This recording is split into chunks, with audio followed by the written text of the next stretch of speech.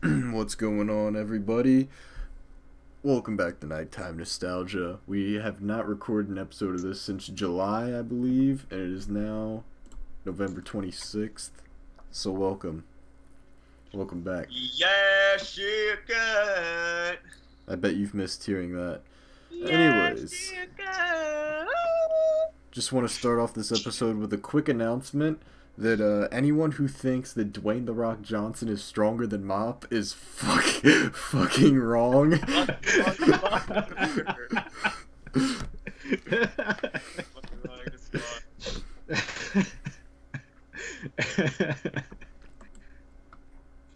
The Rock can suck my cock. That's right. Suck my frozen cock.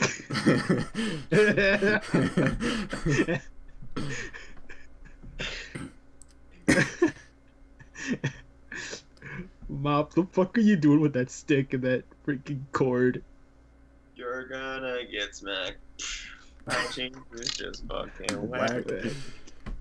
Anyways, the cast for today, as you can see, is Cam, Mop, and Ben. Ben is MIA at the moment. He's taking a shower, but he will be back sometime during this episode. So we got a standard cast, but we're discussing a not so standard topic today. We're discussing an amazing trip that just happened like a little over a week ago. Mop, can you tell them who the fuck we saw in concert?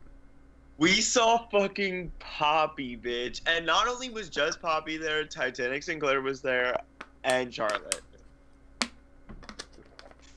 Can you spell it for us? How do you spell Poppy? P-O-P-P-Y. I'm Poppy. Damn. We got lit as fuck. We did. I'll show them the video you put on Twitter. Oh, hell yeah. I'll show that at some point during this episode because that's a good ass video. It fucking is. The zoom in is just artistic as fuck. It honestly is. Like, oh my god. So yeah, to get the full scope of the story, we got to take it all the way back to the summer when Poppy released. Oh yeah. When Poppy released her tour dates. And this was during the STC meetup. Yeah. Like, we were sitting in my basement. Yeah, I remember we fucking like, I think I was the first one up, and I saw on my phone, because I had subscribed to Poppy's website, and I checked my email, and there was an email, it was like, tour dates released, and I was like, oh shit, and I was scrolling, and I was, first I'm looking for Columbus, because that's where I go to school. I was no Columbus, I'm like, damn, and then I look, I'm just out of curiosity, I'm looking at like other people's cities, and I see Philly, and I'm like, oh hey Mop, you're within decent distance of Philly. You could see Poppy in November. And he's like, yeah, but I don't want to go alone. And I was like, whatever. So he's asking around to his IRL friends. He asked one of them who says that Poppy is gay and like for teenage girls and shit. It's that nigga was dumb as fuck, bro. Cause let me tell you, he missed out on the show of a lifetime. Oh my god, literally the show of a lifetime. He could have went for like fucking dead ass free. I know you would have bought that nigga's ticket and shit. You're probably right. He could have seen that shit for free, but nah, he was like, oh, this is for like gay 12-year-old girls and shit, Yeah. bro. That man doesn't know what he's talking about. Yeah. So yeah, basically after the meetup, we were sitting here one night on Skype, and we were just talking about the Poppy concert, her tour dates and shit. And Mop, of course, he wants to go. He wants to see Poppy because he knows what's up. He's on the wave. Hell yeah. And jokingly, he asks our good man Cam here, who doesn't even listen to Poppy, Cam, do you want to go see Poppy? I know, a great fan, a great, amazing fan. Cam, the amazing fan of Poppy, Mop asked. First, Poppy ass poopy. This nigga can't even spell her name right, and Mop's like, bruh, let's go see Poppy together. And Mop said, bruh, I'll fly you out here. Which was a fucking lie. Well, that should have been obvious. Let's be real. Fair enough.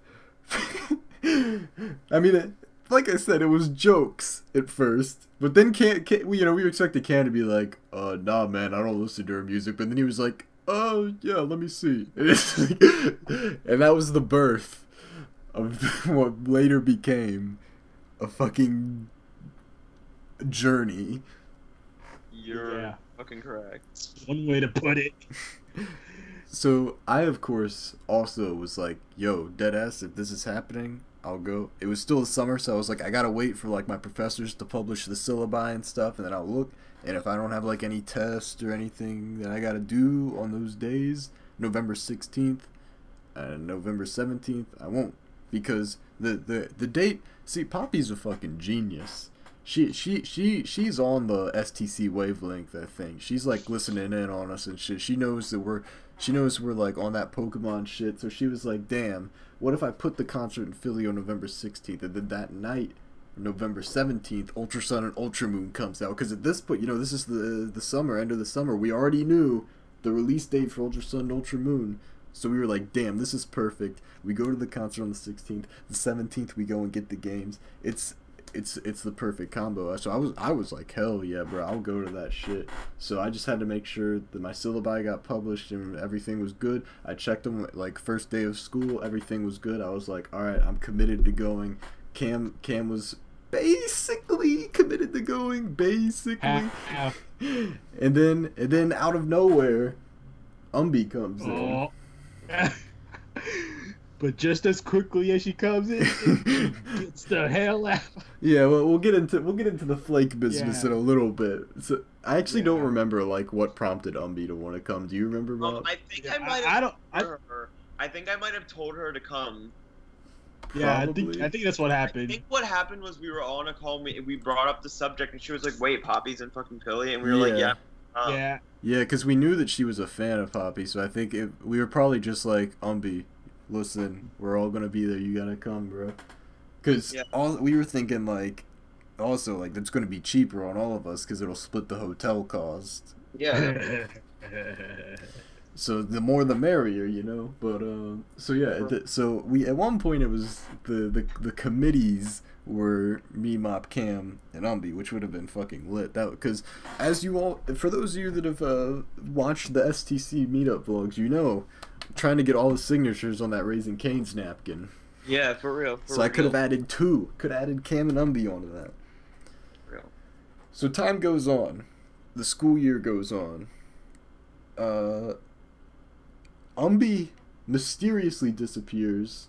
Although she was keeping communications with us for a while. So okay, so we bought our tickets fairly early, like September, I think. Like end of September, we bought the tickets. It's because we knew that the Poppy shows were selling out. She's a fucking legend. Like those shows were like you'd go on the website and like each day there was like a new one that sold out. It was crazy. So we were like, yeah, I know it's like 2 months away and shit, but we gotta get these tickets, bro.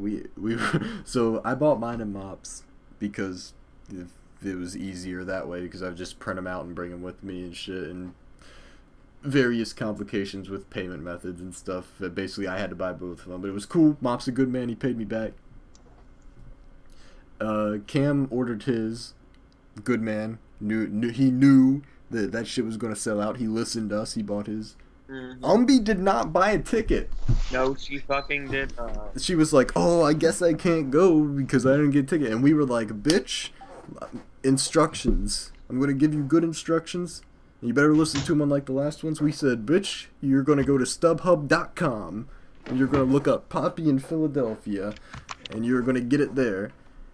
And honestly, you probably could have gotten it for cheaper at StubHub than through Live Nation.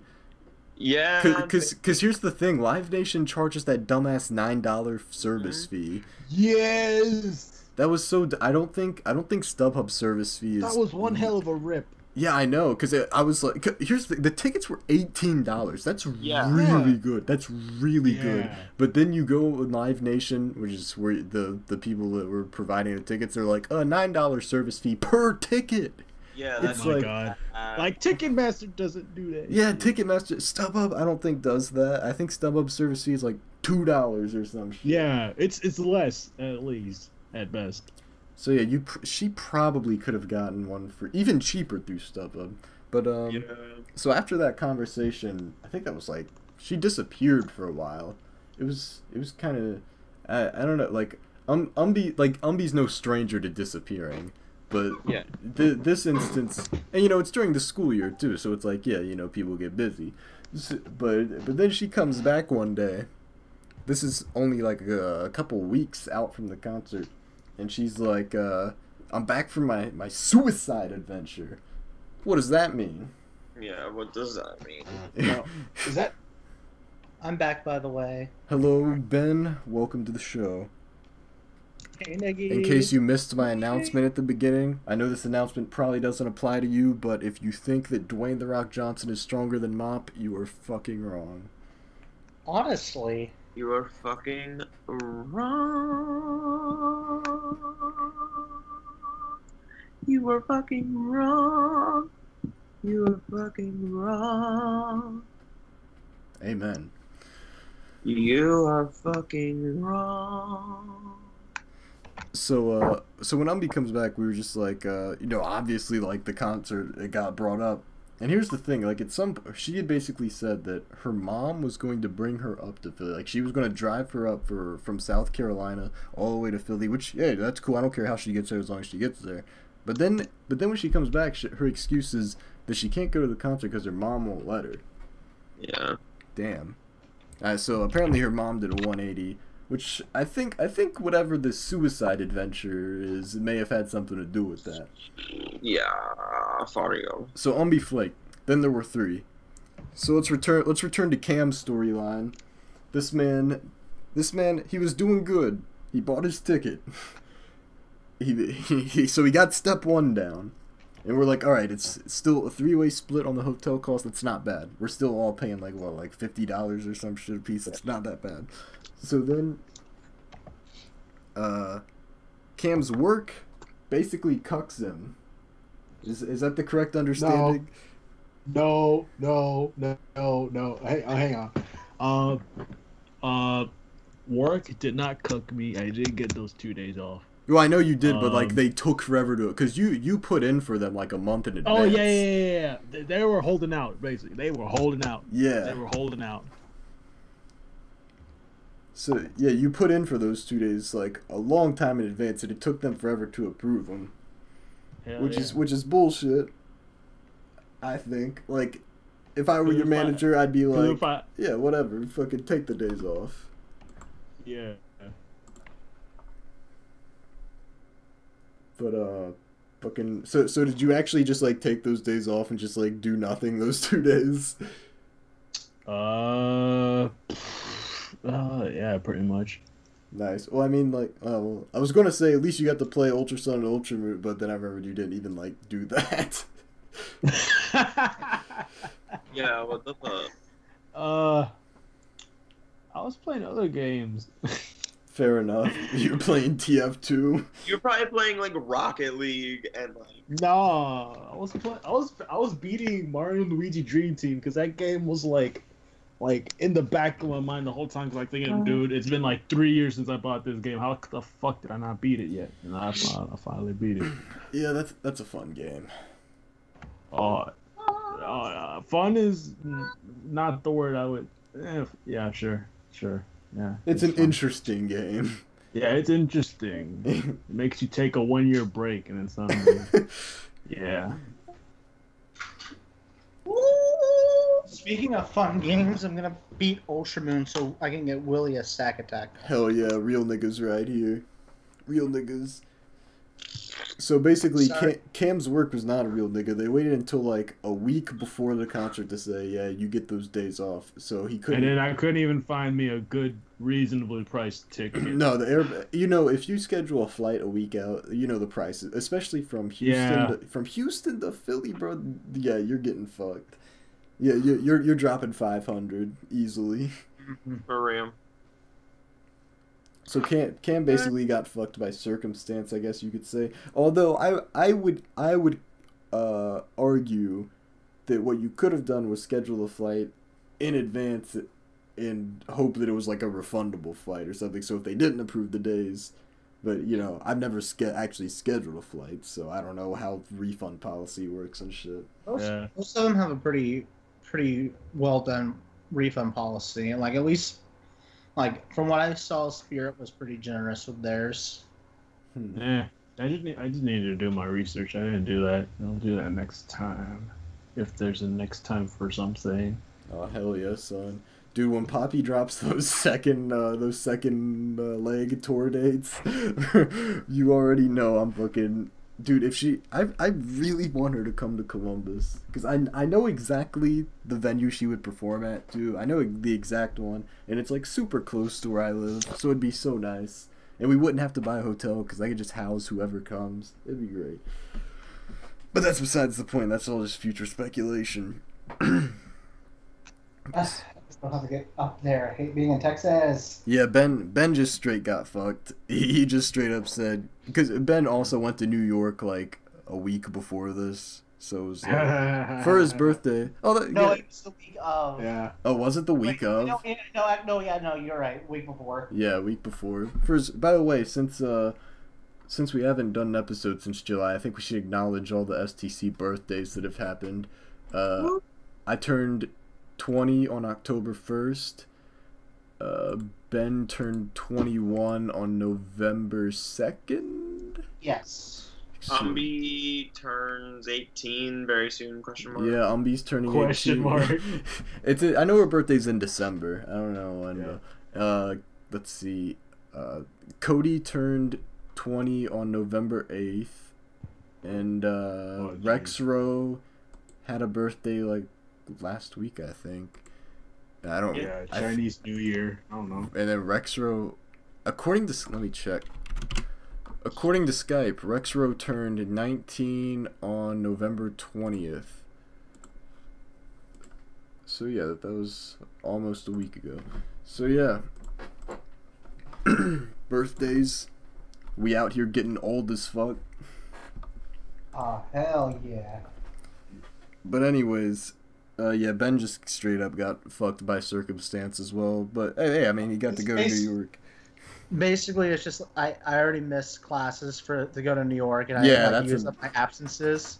And so like I'd love to have gone, but I didn't have the money, nor did I want to take failing grades. That was another big thing for me. Was like, because when I start skipping class, it's like a disease. It's like an addiction. I get addicted to skipping class. So I was so hard on myself like the first half of this semester not to skip any class, because I knew I needed them for this. Because my history professor gives you one free absence. That's all you get. You get one absence the whole semester, and if you miss more than one of his classes, he docks your grade for it. So I saved up my one absence all semester, then I dropped that shit on November 16th.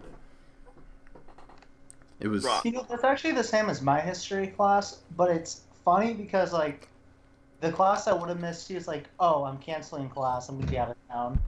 I'm like, "Oh wow." That's both cool, but fuck you. You don't get to enjoy that absence. Or I mean, obviously, I was in New York, so I was enjoying myself. But you know what I mean? Yeah. And then, luckily, oh no, here's another thing since we're talking about school. This is dedication right here. I missed a quiz in my philosophy class for this bullshit. I fucking was it bullshit though? It depends how you define bullshit. I think it was lit shit. It was definitely lit shit, but it was just so dumb. We hadn't had a quiz in so long, and the philosophy professor's just like, yeah, I think we'll have the quiz on Friday. Yeah, November 17th. I think that's a good day to have a quiz. It's like, bitch. But luckily, I believe at least the syllabus says that they dropped the lowest quiz, so that 0 will get dropped. 0. Well, even if it didn't, it shouldn't affect you too much. So. Yeah.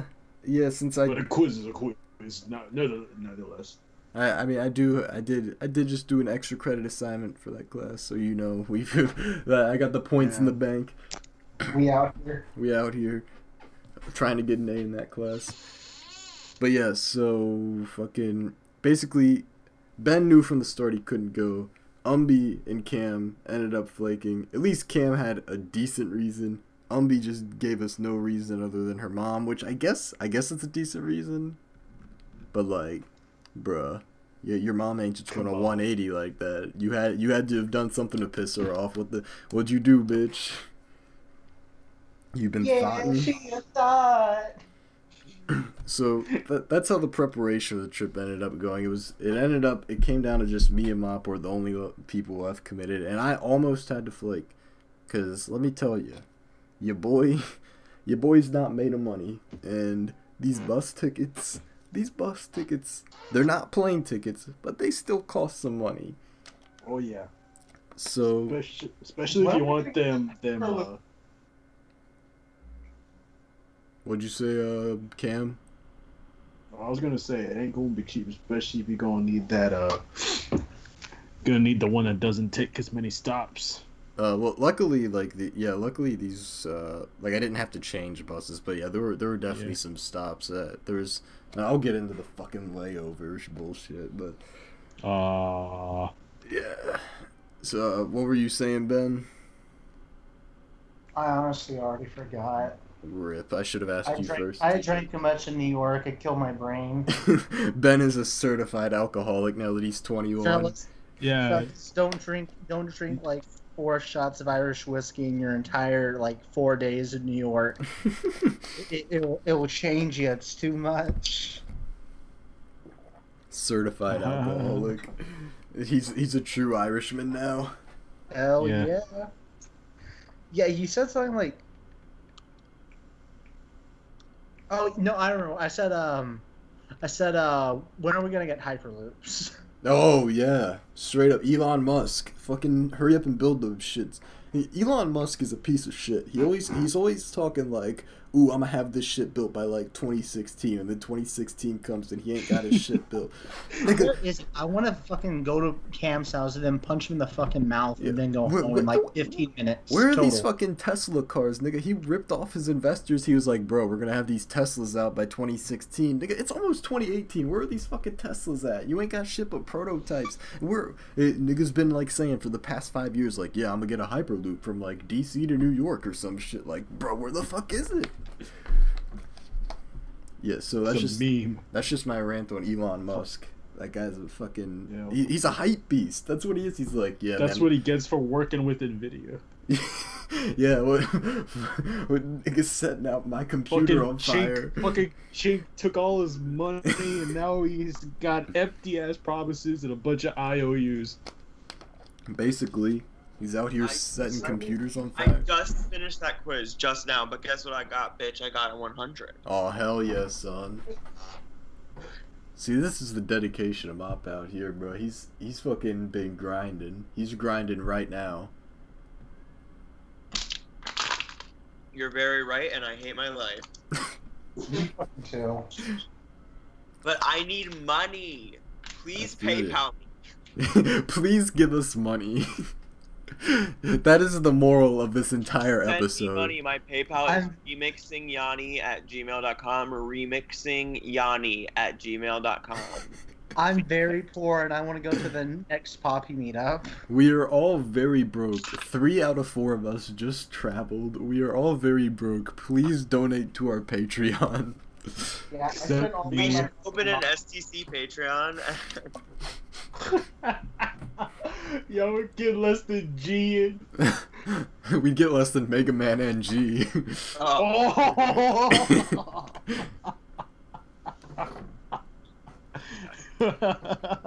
We should make a Patreon, and our goal should be to get more than he makes in a month.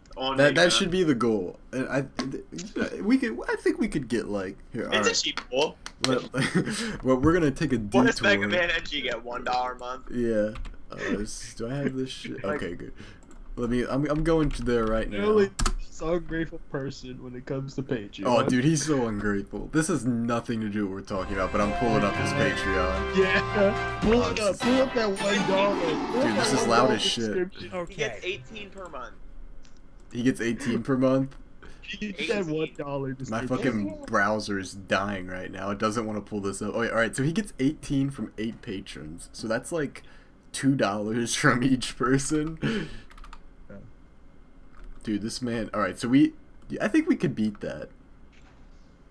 Isn't he like super ungrateful about like everything though? Oh, he's so ungrateful. Those subscriptions for those what is it? Those amounts you can donate. Oh yeah. All right. Let's.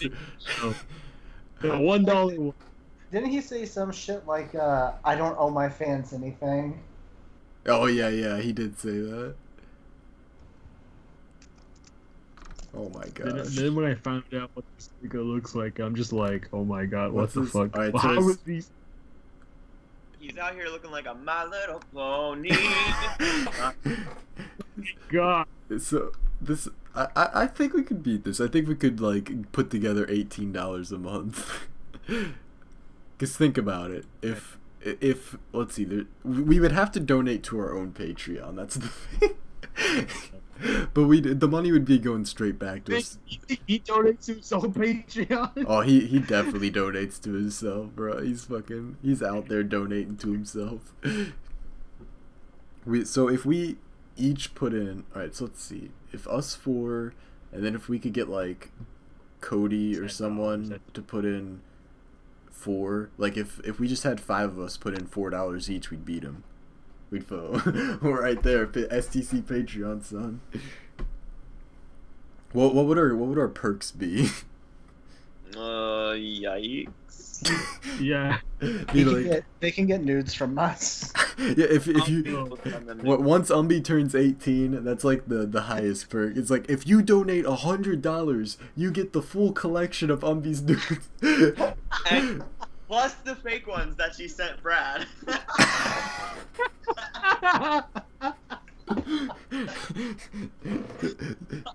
Brad, if you're listening to this, you could learn a lot. See how we said wait until she's 18? See how we added that part in? You could learn from that, Brad.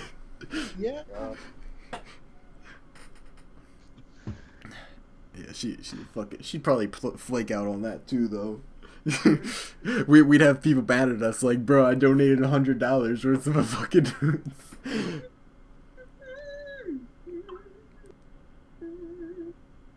Oh wait, for like if they donate like $30 a month, then Mop will make like a remix of their choice.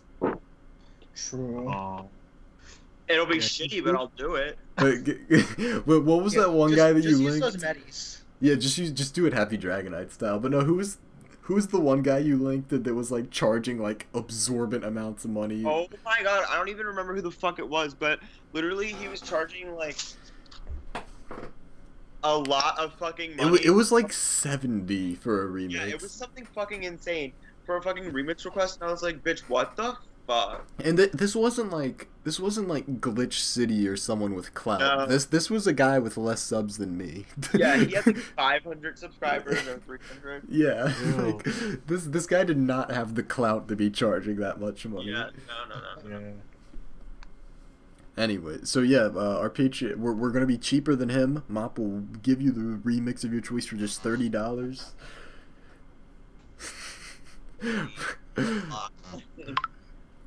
We can't be out here making a Patreon though. That's just fucked up.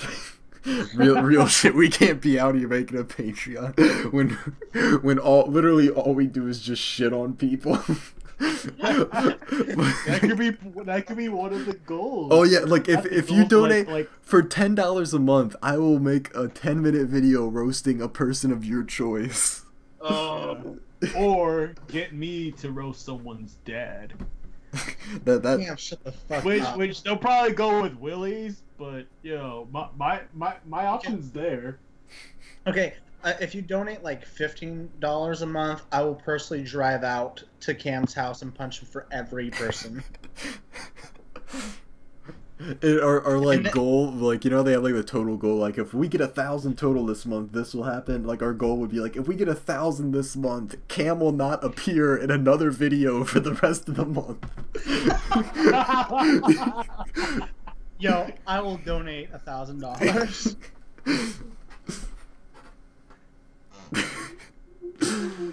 All right. Anyways, back to that was our advertisement. Back to our regularly scheduled programming of Nighttime Nostalgia.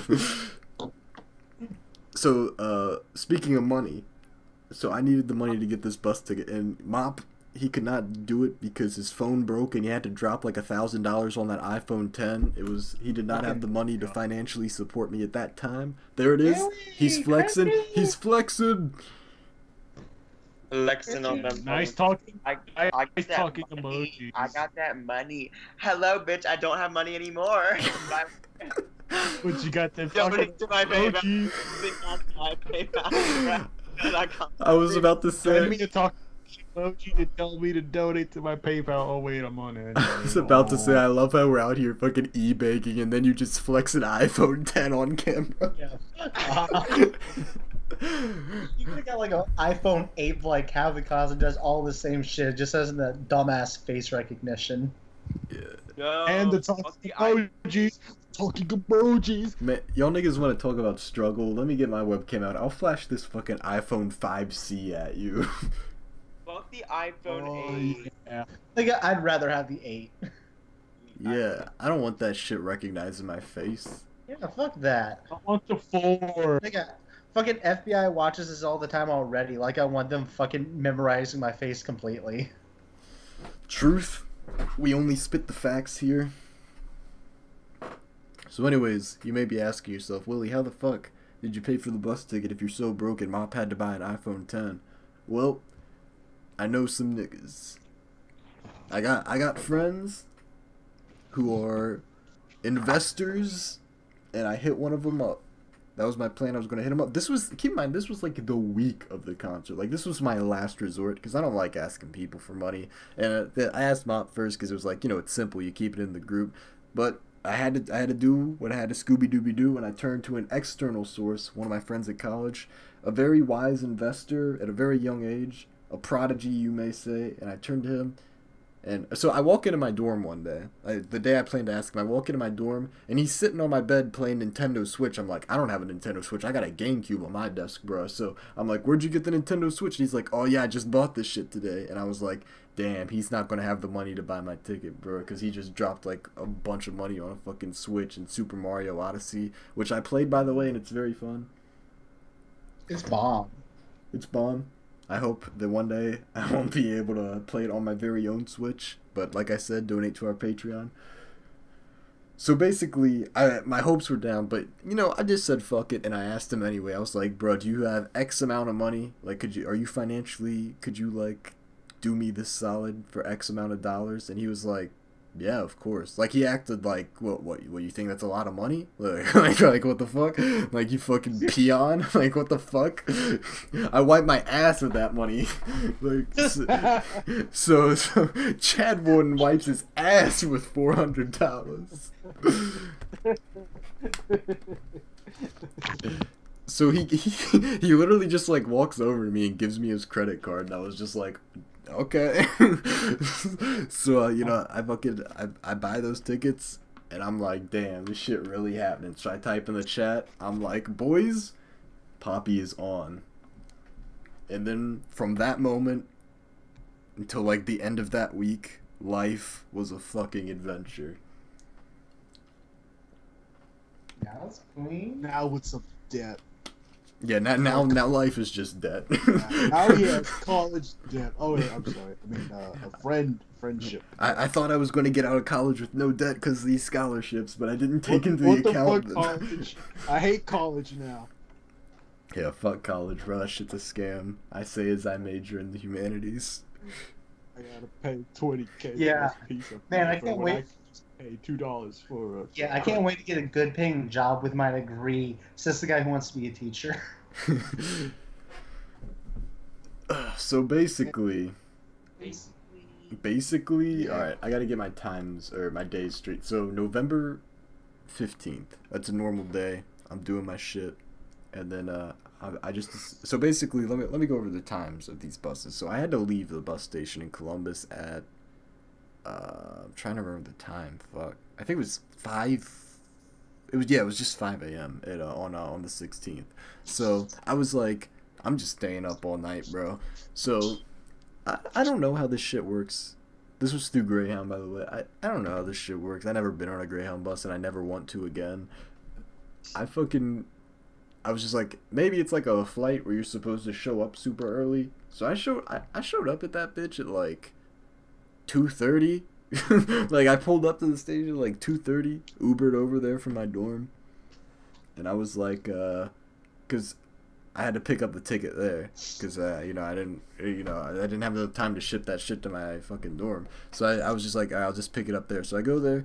There's no line. There's kind of a line. There's these two black dudes flirting with the receptionist. Kind of annoyed me because I was like, I really want to get my tickets. And, so eventually, like they stopped talking. The receptionist is just like, yeah, you got a question or something? And I was just like, yeah, I gotta pick up some tickets. So she, she's gave them to. She was like, sign this shit. And I was like, all right. And I just got the tickets. It was super quick. And she was like, yeah, you're gonna board at that gate over there. And that was it. So I sat there. I don't know. I was probably sitting there for like 2 hours just doing jack shit. I didn't know how that shit worked. Because they say you're supposed to get there on their website. They're like, you're supposed to get there an hour before you board. But I didn't see any reason to be there an hour before you board. Like, there was no line to get the tickets. And, yeah, I don't fucking know. So it's just, like, busy days, basically. Yeah, I guess so. Like, I imagine Columbus probably isn't the busiest station in the country, so the rule probably applies to other places, just not Columbus. But let me tell you something about this place. I felt like I was in the Twilight Zone while I was sitting there. This place... I don't even know how to describe it. It's like, imagine like Twilight Zone. Yeah, like Twilight Zone's probably the best description I'd give. Like imagine the setting that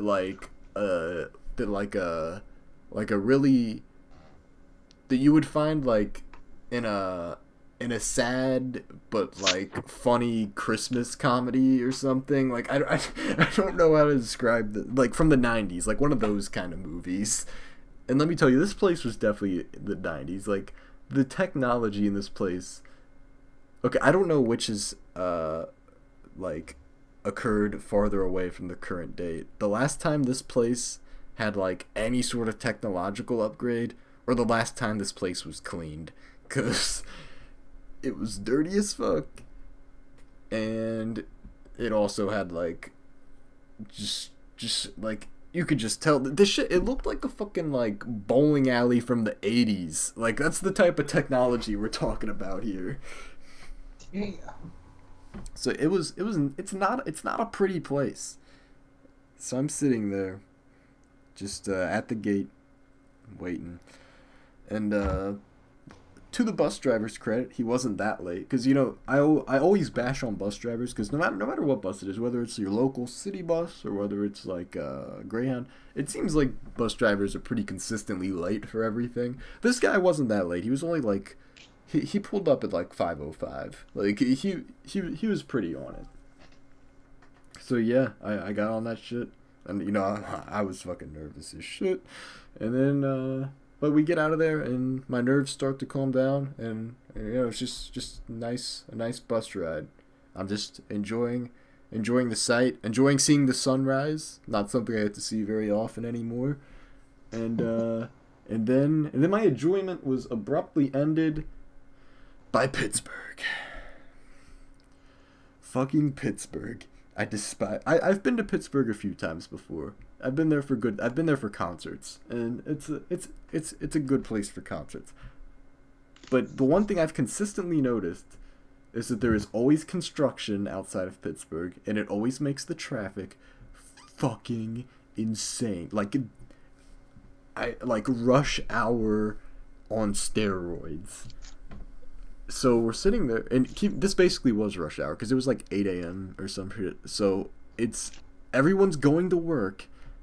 And there's, of course, construction while everyone's on the fucking road. And it's just... It took 40 minutes to go 4 miles. That's 10 minutes per mile. That's Pittsburgh. Fuck that city, bro. So then we had a layover in Pittsburgh. I couldn't think of the word. We had a layover in Pittsburgh. That was an hour and a half. And let me break down. So the Pittsburgh station's actually very nice. I would say out of the 3 stations, Pittsburgh, Philly, Columbus, Pittsburgh has the nicest station. And but here's the thing. People say we live in the 21st century. Bruh, the vending machines there didn't take cards. Like, you had to use cash on their vending machines. Like, bruh, like, all the vending machines on my campus take card. Like, you're gonna tell me Columbus is more advanced than Pittsburgh, bro? I just told you what our station's working with. You're gonna sit here. I mean, maybe it's just Ohio State is technologically advanced, and then like all of the rest of Columbus is just a fucking ghetto. I don't really know, but that was just jarring to me. It's like, all right, whatever. So I have 5 on me. So they also had a little place where you can like actually buy shit, like food and shit, but there's also like snacks you can just buy there. So I went there and I was looking at some of the actual food they offered, and I was like, none of this sounds good. So I just bought a king size Reese cup thing. It was $2.50. I think that's a little pricey, but whatever. So I buy that, and then I take the cash that I got from that, the change that I got, and I went and I bought a Fanta. So that was my lunch or breakfast, I guess you could say. I don't know, like that was like my brunch or whatever. That was Reese's and Fanta. So layover, you know, I'm just sitting in the station watching Price is Right for most of the time. Because they had that playing, which was nice. They had TVs. They didn't have TVs in the Columbus station. You had to entertain yourself in Columbus. So bus gets there. I'm like, sweet, let's get back on the road. So from Columbus to Pittsburgh, I had the road about, or I had like the 2 seats to myself. But from Pittsburgh to Philly, it was packed. Like, it was packed, bro. Like, so many people got onto that bus at Pittsburgh. It was crazy. I don't think there was a single open seat until we came to Harrisburg, which is a very shitty city. I must say. Mop, you'd agree with that, right? Yeah, that's where my dad worked. It's pretty shitty. It is. Damn. But it was just a brief stop, just dropping people off. It was like a 15-minute stop. We weren't there for too long. So basically, aside from Harrisburg, everything in between Pittsburgh and Philadelphia is trees. That's it.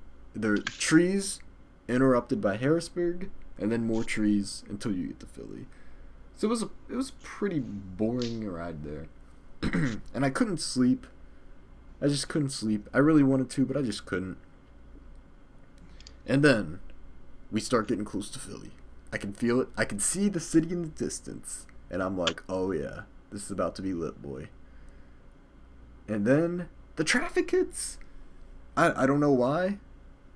It was kind of rush hour. It was like what, like 4:30? Yeah, I guess that's like really rush hour now that I think of it. But still, it was so bad. It was Pittsburgh tier traffic, and I was like, come on. So I got there like 40 minutes after I was supposed to, but whatever. So I eventually did make it, and we'll pick up the story there in a moment. Mop, would you like to explain how you got there? I know you had a much more convenient trip than I did. Mm-hmm. Bought my ticket the day of. $19. Damn. Came home, rented it. Went to the fucking train station. Parked. Waited for the train, got on. And there was an old lady that was talking to me. She had kids. And while we were on the train, she was like, or this was before we got on the train. She was like, and we were talking about college because I told her I was going to visit my sister at college. And then she was like, have you decided what you wanted to do yet? And I was like, yeah, I want to go into music theory and composition. And she goes, oh, so no money. Like, you got it right. It's like, you're not wrong, but fuck you. For real. But yeah, I got there just fine. I was waiting for Willy, texting him. Yeah, like according to the times on our itineraries, I was supposed to get to Philly before him, but he ended up getting there before me because he didn't have to factor in traffic. Yeah, my entire trip was pretty smooth and fine. It's not that interesting, but I'm glad you asked me to explain because I was thinking, I was like, I should probably tell my point of view too. So, yeah. Yeah, a much smoother trip for him. And let me, like, the people, I gotta explain this. The people on Greyhound buses are weirdos. Like, there's no normal people on these buses. Like, on a train, you'll find just some normal people. You're not finding normal people on Greyhound, and no one is on Greyhound for a good reason. Like, if you got on a plane and you were like going to vacation somewhere, and you like talk to the person next to you, like, oh, where are you going? They'd be like, oh, I'm going to the beach, or I'm going on vacation with my family or some shit. You when you're at the Greyhound, you ask them like, oh, so yeah, what are you on here for? It's like you're in hell asking like, what did you do to get put here for? It's like no one's there for a happy reason. Like so here's some actual examples that I heard. One person said, I have to go, so my dad just died and I have to go sign some papers for him to be cremated. Another one was a guy, when asked why he was on the bus, he replied, I just want to see my son. And then, like, stared into the distance. Like, what the fuck, bro? And, like, I was the only one there who was like, yeah, I'm going to Poppy, yeah! Like, no one's excited to be on the bus to start with, but no one's actually excited for where they're going as well. Like it just struck me like it's the method of transportation for when you're at the lowest point in your life, I think. Probably. So yeah, I get dropped off, get out of the bus station, and I'm ready. I'm wildin'. I'm like, let's go, bro. I'm like hyped up, and then I step out and I see this gargantuan city, and I'm just dead in the middle of it. I'm standing in the middle of fucking Philly. I look up. I'm like, where the fuck am I? I'm trying to get like a landmark or something. I'm in front of QQ Cafe. It's some fucking Chinese cafe. Like, so just a literal hole in the wall right by the station. I'm just like, okay, so they literally drop us off like in the fucking slums. So I'm like, I'm getting an Uber because so Mop and I agreed I would meet him at the train station. So I get an Uber for myself from where I'm at to the train station, and it's like the guy calls me, my Uber calls me, and he says, yeah, you on some street? And I'm looking around, I'm trying to find a sign that tells me where I'm at, and I'm just like, yeah, man. Like, I have no clue where I'm at, but I don't want to sound like it, so I'm just like, yeah, man. And he like, I see him drive past me at one point, and I'm like, fuck. So I call him back, I'm like, yeah, I think I try to chase down and hope that he gets stopped at a red light or something, but no, I can't catch up to him. So I just run down the street looking like a dumbass. And damn, I didn't even know this. Yeah, I didn't tell you about this. So I call him again, and he's like, yeah, where you at? And I'm like, now I'm in front of Dunkin' Donuts. And he's like, I don't know where that's at, man. And I'm like, Jesus, man, you're the fucking Uber driver. And he's like, what street you on? And I'm like, fucking, I don't know, it was like 12th Street or some shit. And he's like, all right, I'm gonna pull around and come get you. And I was like, oh God, please let him not drive by me this time. So I'm looking, and he eventually does get me. And I apologize. I'm like, yeah, I don't know what's fucking up here. Oh, I forgot to tell this too.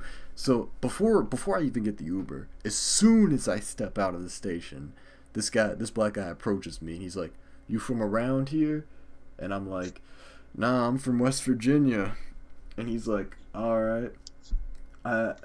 Judging by the look in his eyes, I'm pretty sure he didn't know that West Virginia and Virginia were separate states. So he just immediately is like, so he's got a cigarette in his hand, and he sticks his other hand out to me, like to shake my hand. But at this point, I'm so wired that I like kind of jump back, and he's like, "Man, why's everyone so nervous?" And I was like, bro, I just had a fucking 12-hour bus ride. I don't want to deal with your shit. So I'm like, yeah, man, I'm just wired from this bus ride, you know? And he's like, yeah, so basically, I came here on a bus too, and I'm trying to get some money, cause this company I was trying to work with fucked me over, and now I only got like $8 to my name or some shit like that. And he's like, you got any money? And I literally don't, because the only cash I had going into this was a $5 bill, which I spent on the Fanta and fucking Reese's at Pittsburgh. Yeah. So I was like, I was not lying when I said, no, I do not have money to give you. And he was just like, all right. So I'm just kind of we're both just kind of standing there at that point. And I'm just like, I'm trying to get this Uber, and he's trying to get this money, and it's just kind of awkward because like neither of us are moving. Like I'm just standing there waiting for the Uber, and he's just standing there like expecting me to, I don't know, like change my mind or something. So then I kind of walk a little down the street just to get away from him, and then the Uber debacle happens, and I finally get in the Uber, and this guy, he had good taste in music. He was playing like some funk music, some soul. And then I pull up to the train station, and I'm like, whew, step one complete. And then I go in there, and this place is big. This is a big ass station. Like damn, this is bigger than any Greyhound station. I tell you that much. So I walk in there. I'm kind of like, all right. I at first I was like, yeah, I should probably text him and see where he's at. But I was like, no, I want to make a game out of this. I want to see if I can spot Mop without him spotting me. So I'm like looking around, I'm like walking real slow, and I'm like looking around, and I'm like, I don't see him. And then I remember that you had said to me in one of your text messages like, yeah, no one's talking to me, so it's cool. And I was like, alright, so that means he's probably like not sitting around a bunch of people. So I'm like trying to find places that are like sparsely populated, and then I see one bench. It's just like it's got a girl and a guy on it, and they're sitting pretty far apart, and I'm like, yo, I bet that's him, because I could tell from the hairstyle it was kind of looking like my man's. And then I come up behind him and I say, the man, the myth, the legend. and he didn't even know it was me at first. I was spooked the fuck out, because I was like, oh my god, who's talking to me right now? You're like, please do not talk to me, people. I was literally like, holy shit, what the fuck? So we're finally together, and then we step outside, and we're like, alright, our next mission to complete is to get into the hotel. So we get an Uber to the hotel. You gotta explain the hotel situation. I will All explain. Right. I will explain. So we get an Uber to the hotel. We're doing this dumb like Uber pool shit.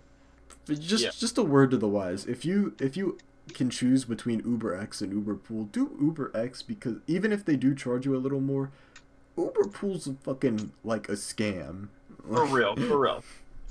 Like, we got Jewed pretty hard by Uber Pool. It's basically where they get you and a bunch of other people at once and like try to take you to separate locations like on the same route. It doesn't work. It's a bad model, Uber. You need to drop that and just go back to just doing Uber X. So basically, we had to like drop a bunch of other people off at their hotels. This one guy was getting dropped off at this fancy ass Marriott or some shit, and I'm just like, bro, we're at the Holiday Inn. Like, you need to take it down 2 stars, and that's our hotel. So we eventually do get there. We get there in one piece. We walk in. You know, it's just a regular Holiday Inn. We walk in. It's the lobby area. You walk up. There was no line. It was nice. It was in the evening, so not a lot of people were checking in. So we walk up, and we're just like, hi, we're checking in. And a little backstory here. So, Mop, explain the hotel booking process and how this got fucked up. Basically, I was booking the hotel, but I'm under 18. So, like, it said to, like, whoever the name of the person that you have the hotel with, or that you, like, book the hotel with, they have to have an ID and a credit card present. So Willie was not online, so I messaged Cam first. I was like, can I put your name down for this? And he was like, yeah, sure. Because this was when we thought that, like, all 4 of us were going. Yeah. So I put Cam's name down, and I was like, okay, it's fine because he has a credit card and he has an ID, so it'll all be good. That did not happen because since Cam couldn't go, we could not use his card and ID because he wasn't there. He was in Texas. But the thing is, the hotel was still under his name because we foresaw this problem, and we tried, or Mop tried, to call them several days in advance, and they didn't pick up their damn phone. Yeah. Bad customer service. Yeah, and then they were like... So they're like, what's the last name? And we give them Cam's last name. And then the question comes, the moment of truth. Can I see an ID? And then Mop is just like, yeah. He literally says, our friend flaked on us. I literally did say that. Hey, the bitch was black, so I gotta use some black language. She was black. I said, hey, our friend flaked on us. And like as soon as he says that, she just turns around and walks away. And we're just like, damn. And so she went and got the manager. And he's like, so your friend, so it's a white guy, like a young white guy, and he's like, so your friend didn't show up. And we're just like, yeah, he flaked, bro. And he's like, so it's a prepaid room. You booked it through a third party provider. And Mop's like, yeah. And I think he was like quizzing you with that question to like make sure it was our room. And he was like, yeah, Mop's got the receipt right there. He's on the shit. He's like, yeah, bro, I got through like Priceline or some shit. Priceline, yeah. Yeah. And the guy's like, yeah, that's correct. It's like, and then he's like, all right. And then he like talks down to us like we're fucking kids.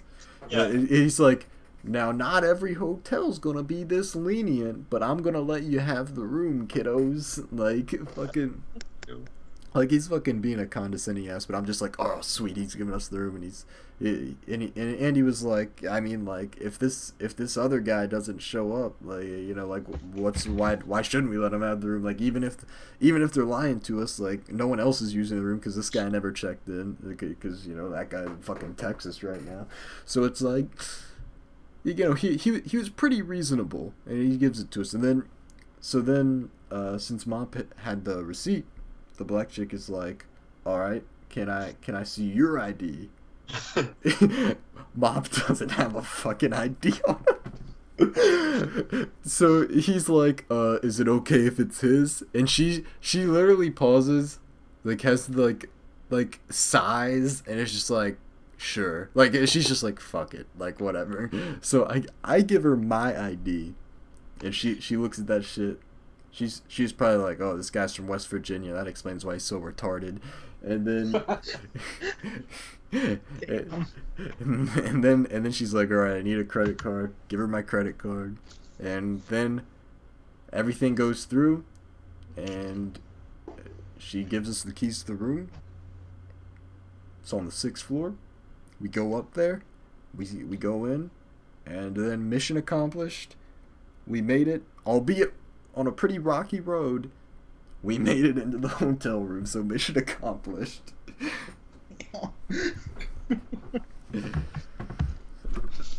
So the concert was at 9, and it was about, what was it, like 7 when we got into the room? Yeah, it was like 7 when we got into the room. So we had basically 2 hours to kill. So we chilled in there. Basically, we had to get a recording set up. So Mop came armed to the teeth, bro. He had all of his recording set up on him. He brought that shit. He fit it all into one bag. The man was stacked, and he got that shit set up. We had it. You'll see when Mop starts uploading the videos we recorded. You'll see that we took like this small ass desk that had a fucking Keurig on it, Keurig and a lamp, and we fucking turned that into a recording set. And we were sitting in those uncomfy ass chairs. There was a comfy chair. There was a comfy chair we could use. We used those uncomfortable chairs. Yep. Because we wanted to stay awake. So you know, at that point we just did some test recordings, and then we were basically set to go. So at 8, we started to walk to the concert venue, because what was nice is it was only about a mile from the hotel, so we didn't have to Uber there, thank God.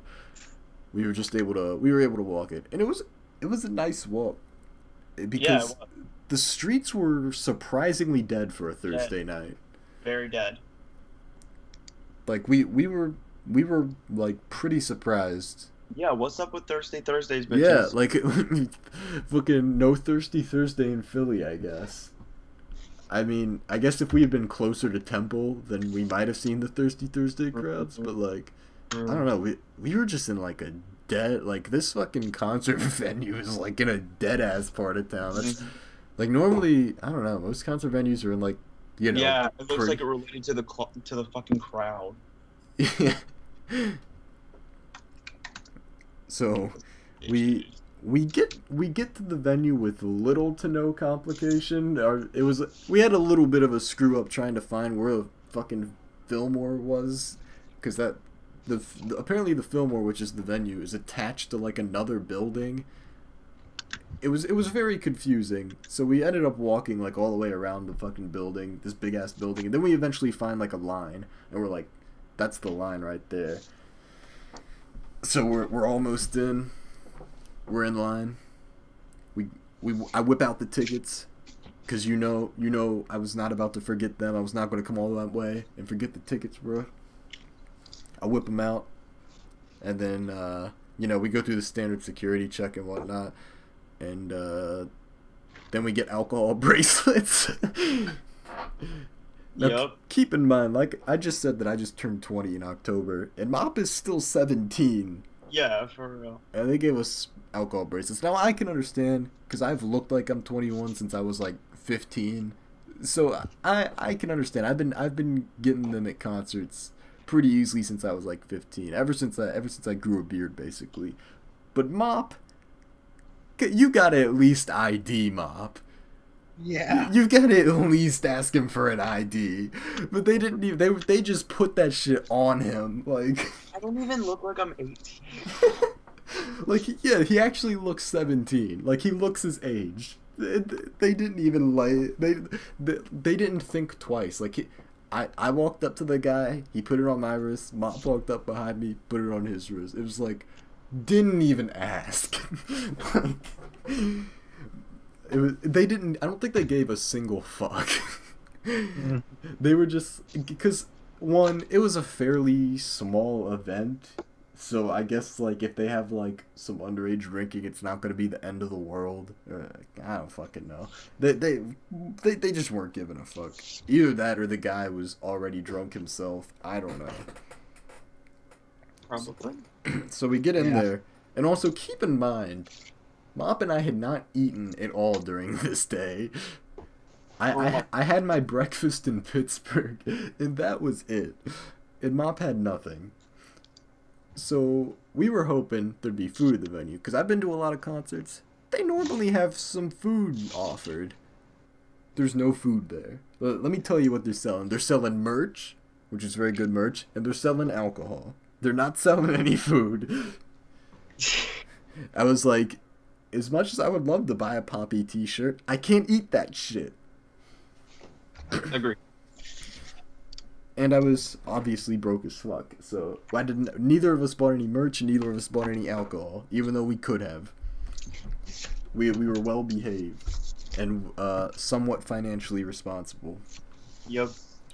So then the concert the pre-show is starting. So the pre-show is really cool, actually. Yeah, it is. They basically have these two screens, which is pretty standard. You have like two screens behind the artist. If they don't have if it's a small venue, you just have like two projector screens basically, and then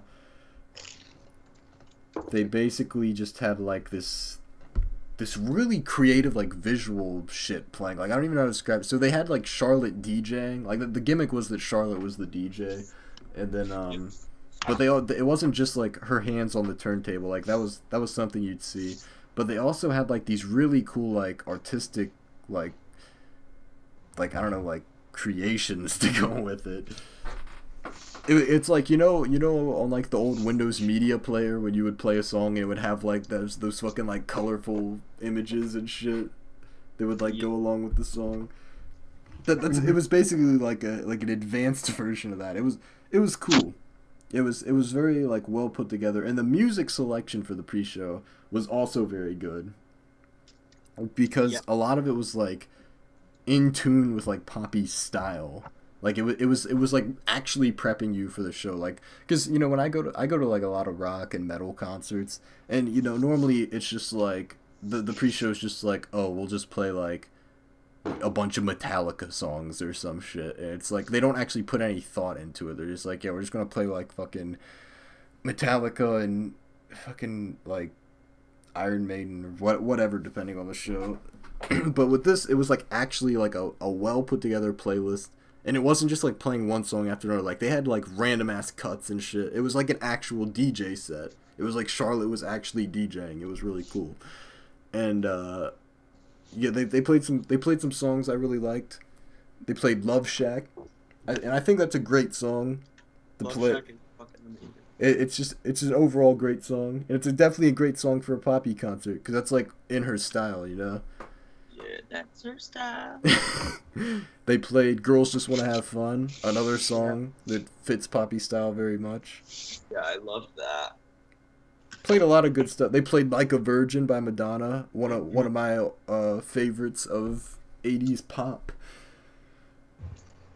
A lot of good shit to get you in the mood. And they would also do this shit like you remember when they were playing Miley Cyrus Party in the USA, and they would, instead of saying the Jay-Z song is on, they said and the Poppy song is on. Like they fucking like edited the songs and shit to like put Poppy's name in there. Like it was they put more work into this pre-show than like any pre-show I've ever like been to.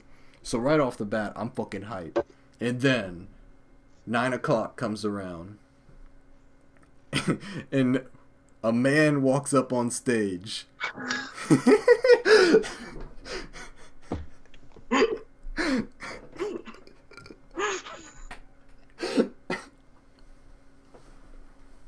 Oh, fuck. Yeah, a man walked up on stage. So who was that man, Mop? In reality, it was Titanic Sinclair, but I was Snapchatting. I was recording a video on Snapchat. All I could see was pink and blonde. Pink and blonde. So the first thing that popped in my mind was, oh shit, that's Poppy. It's 9 o'clock. The clock has struck and she's walking the fuck out. It was Titanic. And I yelled. You did? Poppy! It was Titanic. Literally everyone was like, oh, it's Titanic Sinclair. Like, well, we were just like, yeah, woo. And then you're sitting there like, Poppy!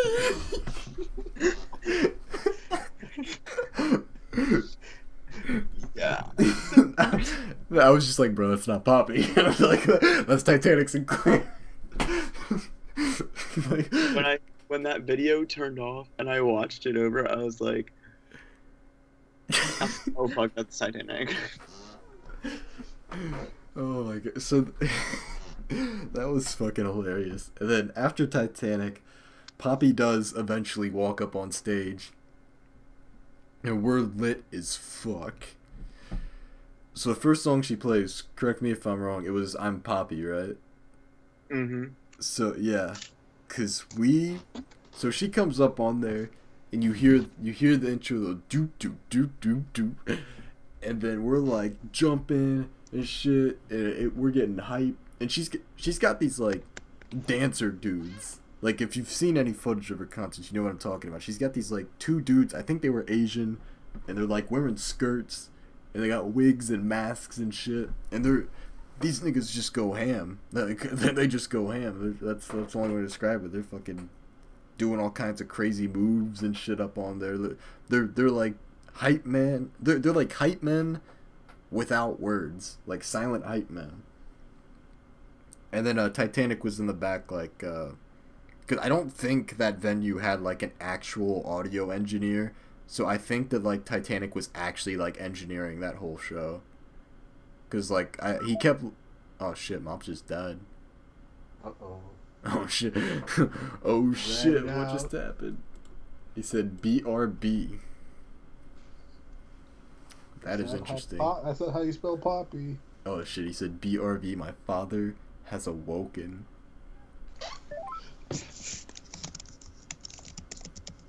Say hi. Say hi to Jesus. I'll listen. Alright. So we've got Titanic in the back. He's got he's got his headphones on and he keeps looking down at like a mixer or something. And he's basically I didn't see like any sort of like audio engineering shit in there. So I think that he actually was engineering that whole show. So because it was a small venue, so you know the system probably wasn't too complicated. So I'm Poppy comes on, and we go ham as fuck. We're like P-O-P-P-Y, I'm Poppy. We're jumping, we're singing every word at the top of our lungs. It's the most hype I've ever been in a concert. It's crazy, just like the atmosphere she creates. And they started with Poppy and Titanic started with this weird like skit, I guess you would call it, of like them like drinking blood or something. Like I don't know, like it was for all the metal shows I've been to, I've got to say Poppy's pretty metal, like real shit. So yeah, I'm Poppy comes on after this like all this build up, the pre-show, them walking on a stage, them drinking this blood, and then I'm Poppy comes on. We just go all out, bro. And the thing is, it became pretty evident pretty quickly that we were going to have to carry the crowd. Because these people, the people in the front, no, we got there, you know, we didn't get there like right when the doors open. We didn't like fucking camp out there or anything, you know. So we weren't able to get right up on the front of the stage. But we were still pretty close to Poppy because, you know, it wasn't a very elevated stage. It was fairly close to the ground, and like I said, it's, you know, it's a Poppy show, so it's not a huge crowd, but it was sold out. So we're like kind of close, but we're still like more in the back, and it pissed us off that the people who were really close, like right up on the stage, they're like just standing there. It's like, come on, like most of them were just standing there, and like I don't know, man. It was definitely like kind of weird to see. It's like, why the fuck are you in the front if you're just gonna stand there? Like, yeah, at most concerts I go to, I just stand there. I'm normally not the hype beast, but I don't stand in the fucking front. I stand in the back. You know, the people who are gonna be a hype beast and have a good time, shit, let them be in the front. Plus, I mean, like I said, I go to metal shows. I don't want to get caught in a mosh pit. That's not for me. However, I did say to Mop after the show that if there had been a mosh pit at Poppy, I would have been in that. That's the level of hype that I was at. I would have been in a Poppy mosh pit. But yeah, the fucking, I don't know, man. It was just weird to see that, like, these people, like, Poppy's fans are obviously very enthusiastic. But it was just weird seeing so many like just stand there. They were like up close to the front, like you know, they would like jump every now and then, like clap and sing and shit. Like they weren't total bricks, but it was like they didn't have like the hype you'd expect. Mop and I just had to straight up carry that crowd, and carry it we did. I guarantee you, if you go to like any video that was recorded of that show from like anywhere like near the back or the middle of the crowd, you'll probably hear us. We were so fucking obnoxiously loud. Especially Mop. I think Mop was the loudest person in the crowd. Like easily. I don't think he was. I know he was the loudest person in the crowd. That man. So he's saying true. Yeah, I only speak the truth. This man fucking screamed his lungs out, bro. Let me tell you, we put a hurting on our voices. Like, you know, I've been to concerts before. I used to sing. You know, I sit here and talk to my computer for hours on end. I've put my voice through some shit, but it felt like it felt pretty bad after that concert. Like the pain threshold was met after that concert. And I was just like, I don't like, we were just going hard the whole time, fucking screaming like every word to every song. And there was one point where we were just cheering, Poppy, Poppy, Poppy. And I remember at one point, like, my voice just gave out in that. I was just, like, panting. I was like, Poppy. Like, oh, God. Yeah, but Mop felt like he was going to faint. Yeah, I honestly did have a point where I felt like I was lightheaded. That's probably partially due to the fact that I hadn't eaten anything, but, you know.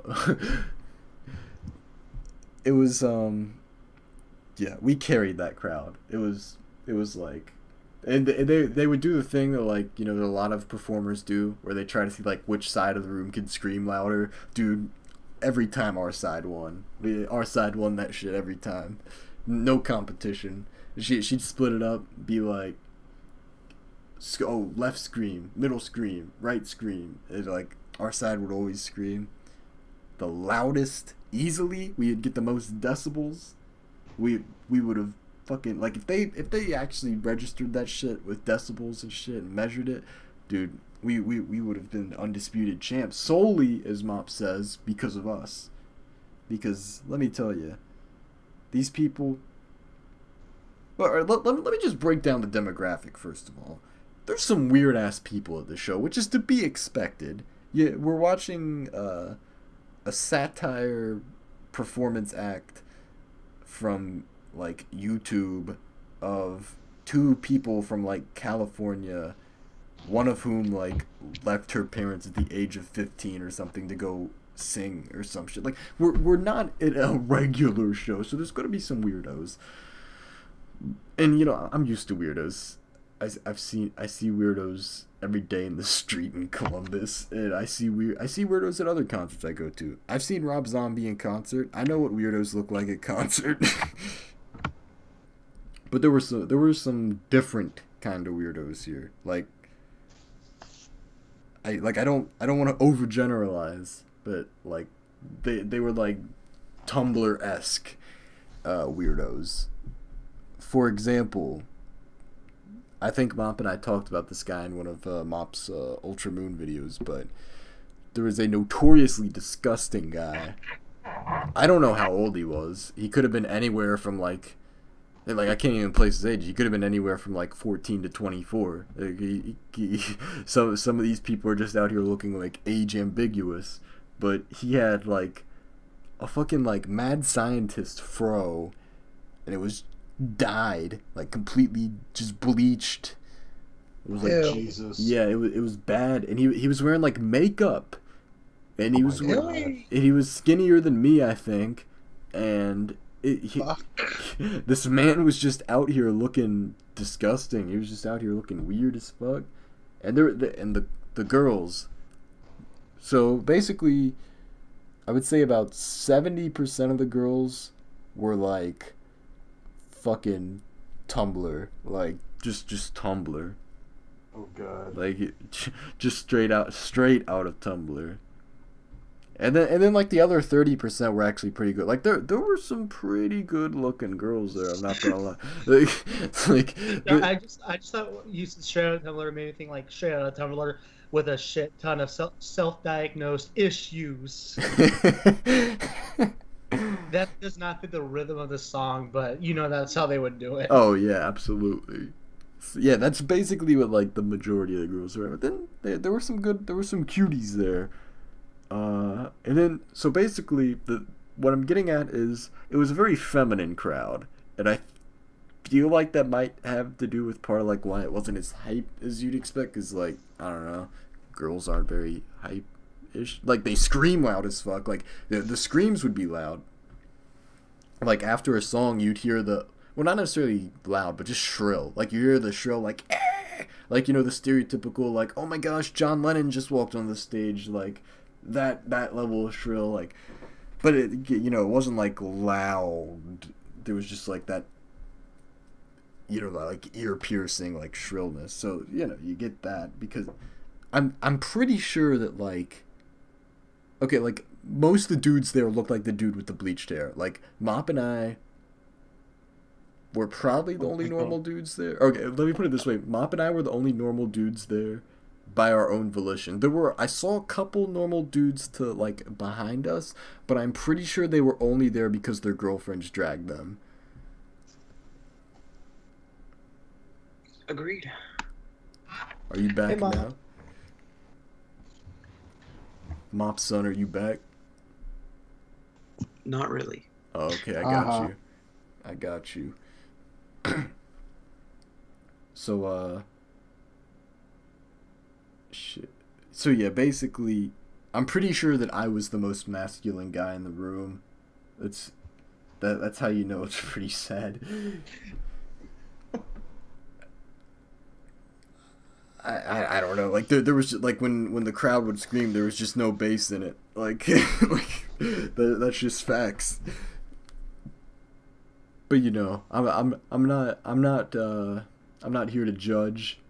Actually, yeah, I kind of am here to judge because like if you're gonna stand in the front of a fucking show of that size, you should be fucking jamming out. Mm-hmm. But these people just weren't jamming. Like I don't blame them if they're. I mean, I do blame them if they're faggots, but like not in that context. Like in that area, like I laughed at like the way that these like faggots looked, but in that moment, just for like a brief hour, just for like that 1 hour window that show lasted, I lost all of my homophobia, sexism, racism. I didn't give a fuck about like what these people were. I just cared about the amazing show that was taking place before me. And then, you know, after I got out, I was like, damn, these fucking dykes and shit need to get the fuck out of here. Like,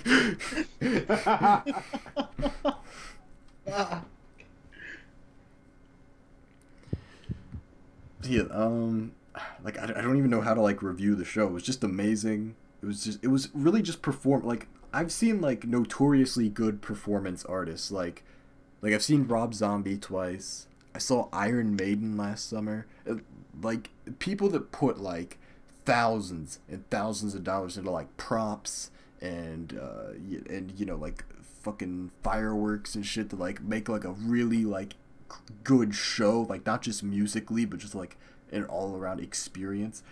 And like Poppy just with like 2 fucking LED screens, a fucking stoner with a mixer, and 2 Asian dudes in skirts. And then like a beautiful costume that she was wearing, by the way, just put on like a show like of that caliber. Like the ticket to see Iron Maiden last summer was like almost $100. These tickets were $18, and like the show was like of the same caliber. Like obviously, like you know, like obviously she didn't have like the props, but like in terms of like the experience, just what I felt, like it was the same caliber, and it was so much cheaper. Now granted, the show was pretty short. That's the one gripe, I guess you could say. And it's, you know, I understand Poppy does not have a lot of music. She's a fairly new artist. But the set list was She could have performed all turn. Exactly. The set list was a little lacking because the only song from the Bubble Bath days that she did was Money, and that was as an encore. And it was a great encore. It was amazing. Amazing encore. I fucking loved it. And the way we got her on stage was cool too. Titanic, so like after they left, Titanic came back on stage, and he was like, he said some shit like, yo, they don't want her to play another song. Like he was being all mysterious and shit. He was like, they don't want her to come back on stage. But you know what? Fuck them. Here's how we get Poppy back on stage. You all have to say Monster Energy Drink. So then he puts his arms out and we scream, Monster Energy Drink! Please sponsor us. Monster Energy Drink! And it was like, then she came back and did Money, and it was fucking awesome. But yeah, she didn't do Low Life. She didn't do Alter. She didn't do Everybody Wants to Be Poppy. I know that's not on Bubble Bath, but it's a good song that she had done. But she did all my favorite songs from Computer. So it's still left a little to be I wanted. wish you could have done Fuzzy, but oh yeah, yeah, true. Yeah, she should have done. Did she not do Fuzzy? no. Yeah, she should have done that. And then but yeah, she did all the singles and all the other songs I like on there. She did on Let's Make a Video, singing along. I got a little confused because I wanted to sing the version that we came up with during the meetup. The 1, 2, 3, oh, come on, let's go. Let's fuck Mop's dog in the asshole. But I gotta remember that's not the actual lyrics. It's not the actual lyrics. And then when she was doing the thing where she would like go back and forth between the sides really quick, and we were screaming. I was like, yeah, he, vi, I. But yeah, overall, he a vi, and it was just a great show. I guess my one thing is that, like, I wish she would have done more songs. Like, that's when a show's that good. I guess the only thing you can really wish for is more. So, and I wish the venue sold food. I wish they would have sold food because as we will get into, we didn't have a very good food experience.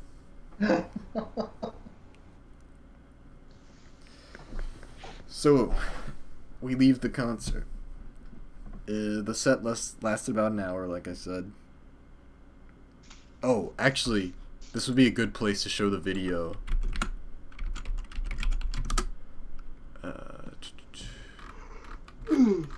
Where the video that Mop posted. I'm gonna go in tweets and replies. Oh, by the way, this tweet that he retweeted right here, Poppy liked this shit. Let me go into the likes just to prove it. Yeah. This tweet, Poppy liked it. Look at that. Let me make sure that this is on my screen. Oh shit, I still have this. Wait, is this on my window? Okay, yeah, it's recording my fucking browser. Yeah, see, Poppy liked that shit. I'm famous. So basically, Mom took this video. This is from fuck, what song is it? That's my style. Yeah, that's my style. He says, Poppy, Titanic, Sinclair, Charlotte, thanks for such a great show. Definitely the craziest and most fun concert I've ever been to. Now let me get the volume on so you can hear this wonder. Be your pet, be your Poppy is an object. Poppy will your best friend. Poppy will break your neck. Poppy will be your pet. I love the fucking zoom in. So yeah, that's just a sample. Masterpiece? Huh?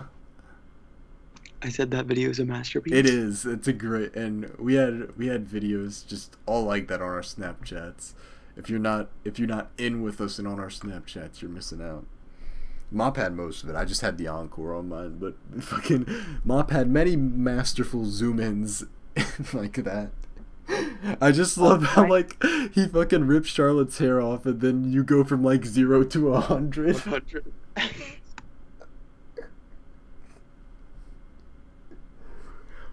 You're like, Poppy is an object.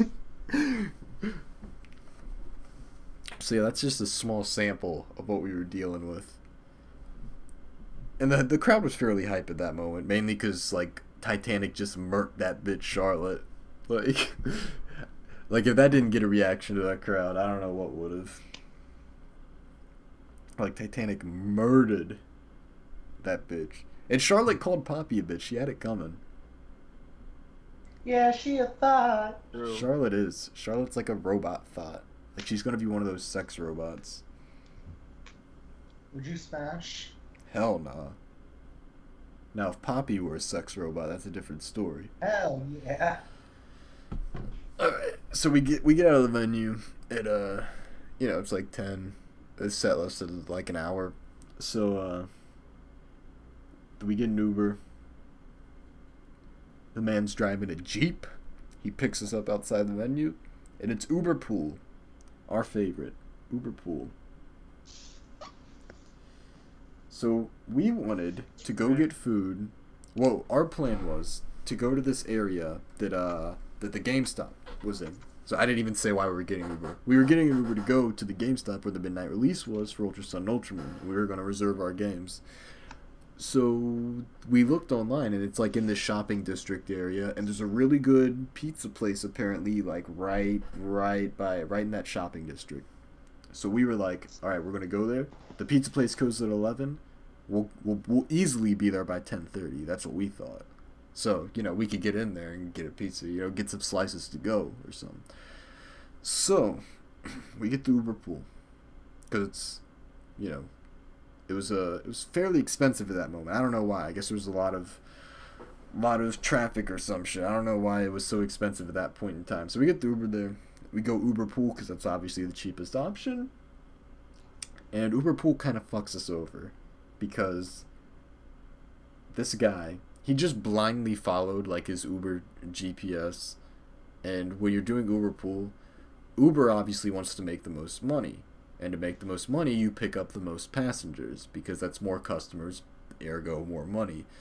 The issue with that is that like when you pick up a new customer, it seems that their route becomes the first one in the queue. So your GPS defers to their route. So we picked up like 3 people in the span of our ride, and since Mop and I were the first people to be picked up, our route was the last one that his GPS took him on.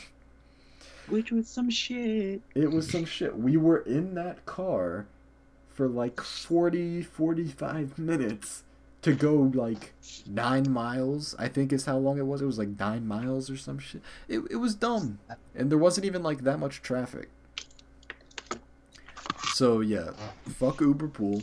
So we pull up to the GameStop at like 10:45, 10:50 or some shit. Also, this man didn't even know how to follow his GPS to start with. He did not know where he was going. Like he drove straight past that GameStop, and like we got to a red light, and I was just like, yeah, we can get out here, bro. So yeah. Like I was not gonna be like, yeah, bro, you need to do a U-turn right here. I was just like, yeah, we'll get out right here. So we walked a little bit down to the GameStop. And we walk in, and the GameStop's pretty dead. It's just 2 guys working there, and then one character that makes this story very interesting. So I don't notice this character at first. I don't think anything of him because one of the guys working there was just standing like right at the door, and I'm immediately like, "Hey, is this where we're doing the Ultra Sun Ultramoon midnight release?" And he's like, "Yeah," and I was like, "Cool." And he asked if we have a pre-order. I say no, and he's like, "We can get you one right now." And I'm like, "Oh shit, we can reserve one like right now?" And he was like, "Yeah, of course." And I was like, "Oh, I didn't know if you like stopped taking pre-orders after a certain time." And he was like, "Nah, you can go ahead and reserve a copy right now." So we reserve Ultra Sun and Ultramoon, and I had every intention of paying for my copy of the game at this point in time, but because Cam didn't show up, we had to use my credit card at the Holiday Inn because Mop didn't have a credit card, so we had to use mine. And when you check into Holiday Inn, they put a $50 hold on your credit card. And because of that hold, I did not have enough money to get my own game. So Mop came through very clutch and purchased a copy of Ultramoon for himself and a copy of Ultra Sun for your boy. So Mop clutched that out. We reserved the games, and we were even in Group 1 for the midnight release. So our man did us a solid. I really liked that guy that was working there. His name was Alex, I think. He was a good guy. Not so much a good guy was the character. Yep. So while we're checking out, getting our receipt and shit from this guy, there's this guy standing in the corner, and he's yelling like all kinds of cuss words. And this is not like the kind of guy, like, you probably expect some cuss words out of a fucking GameStop, like if he was playing like, I don't know, the Crash Bandicoot Insane Trilogy demo or some shit. I don't know, like if he was playing that setup, yeah, I'd expect to hear some guy going fuck. But this guy, he's just standing in the corner doing nothing, and he's this old guy, like he's pretty old. He's not looking too hot, He's looking pretty aged and pretty run down, and he's just sitting there like going on, like he's popping off, bro. He's like, you fucking motherfuckers, I'll kick your fucking ass. And yeah, you know, Alex was just like, oh, that's bad for business, I'm sorry. And I'm just like, yeah, you know, I spent 12 hours on a Greyhound bus today, I've heard worse. He's like, that's fair. So, you know, he does us our solid, gives us the receipt, gives us the shit we need, and then I ask him, because I don't know where the fuck I'm at. I'm like, is there anywhere good to eat around here? And one of the places that he names is that pizza place that we wanted to go to. Because it was right there. And we were like, alright, sweet. We have confirmation this pizza place is bomb as fuck from a guy who's lived here for a long time. So we want to go there. But then we check the time. It's 11 o'clock. The place is closed. And we're truly fucked. All because of Uber Pool. We got fucked out of some good ass pizza. So then we start perusing our options on the street alongside this the shopping district area, and we see two options. So one is Mario Brothers Pizza, and you know, if there's gonna be a pizza place called Mario Bros right next to a GameStop, they've got to have good food. That pizza's got to be hype. Yeah. It's got to live up to the name, bro. It's the fucking Mario They sold Bros. success. They literally had a sign in the window that said, "We sell success." But then we want to walk up in there. We go to pull on the door. It's closed. There was this bitch standing in there, and she just smiled at me when I tried to pull on the door. I was like, "Feed me, bitch." Whatever. Yeah, she's a con. So we peruse our options some more. And we see one more right next to Mario Bros. Texas Chicken. And when I think Texas Chicken, I am thinking of Raising Cane's. Please sponsor us, Raising Cane's. I'd be honored. And Raising Cane's, let me tell you, that's good shit. That's the image I have in my head. Good shit. Like the shit that's gonna fill me up. Because let me tell you, I'm starving at this point. So we go in there. And, so, right off the bat, issue number one, they only take cash here. Very weird. But whatever. Maybe the card machine's broke or something. They have an ATM in there. So I go to withdraw from the ATM, because like I said, I have no cash. And this fucking ATM, I don't know what kind of fucking ATM this was. They tried to charge me a $2 withdrawal fee? Nigga, I'm not paying $2 just to get my money. So then I go back to Mop and I'm like, hey bro, how much cash you got? Luckily Mop had enough cash for me to get a meal. And what I thought was going to be a good meal. So, Mop, you just ordered fries and some Coke, right? You right. I got 2 drinks, one for the hotel and one for the... Yeah, so Mop got, you know, a standard order. It'd be very hard to fuck it up. I go up, and I order combo, I think it was combo number 21. It was 2 pieces of chicken, a biscuit, and a side, and a drink. So for my side, I got mac and cheese, and then for my drink, I got cherry Coke. So we get our orders, and right off the bat, I'm looking at the mac and cheese. It's sus as fuck. I can tell this mac and cheese is microwaved. I have eaten enough TV dinners in my life to know that this is microwave mac and cheese. I know what it looks like. I know what it feels like. That's what it was. It was microwave. I was like,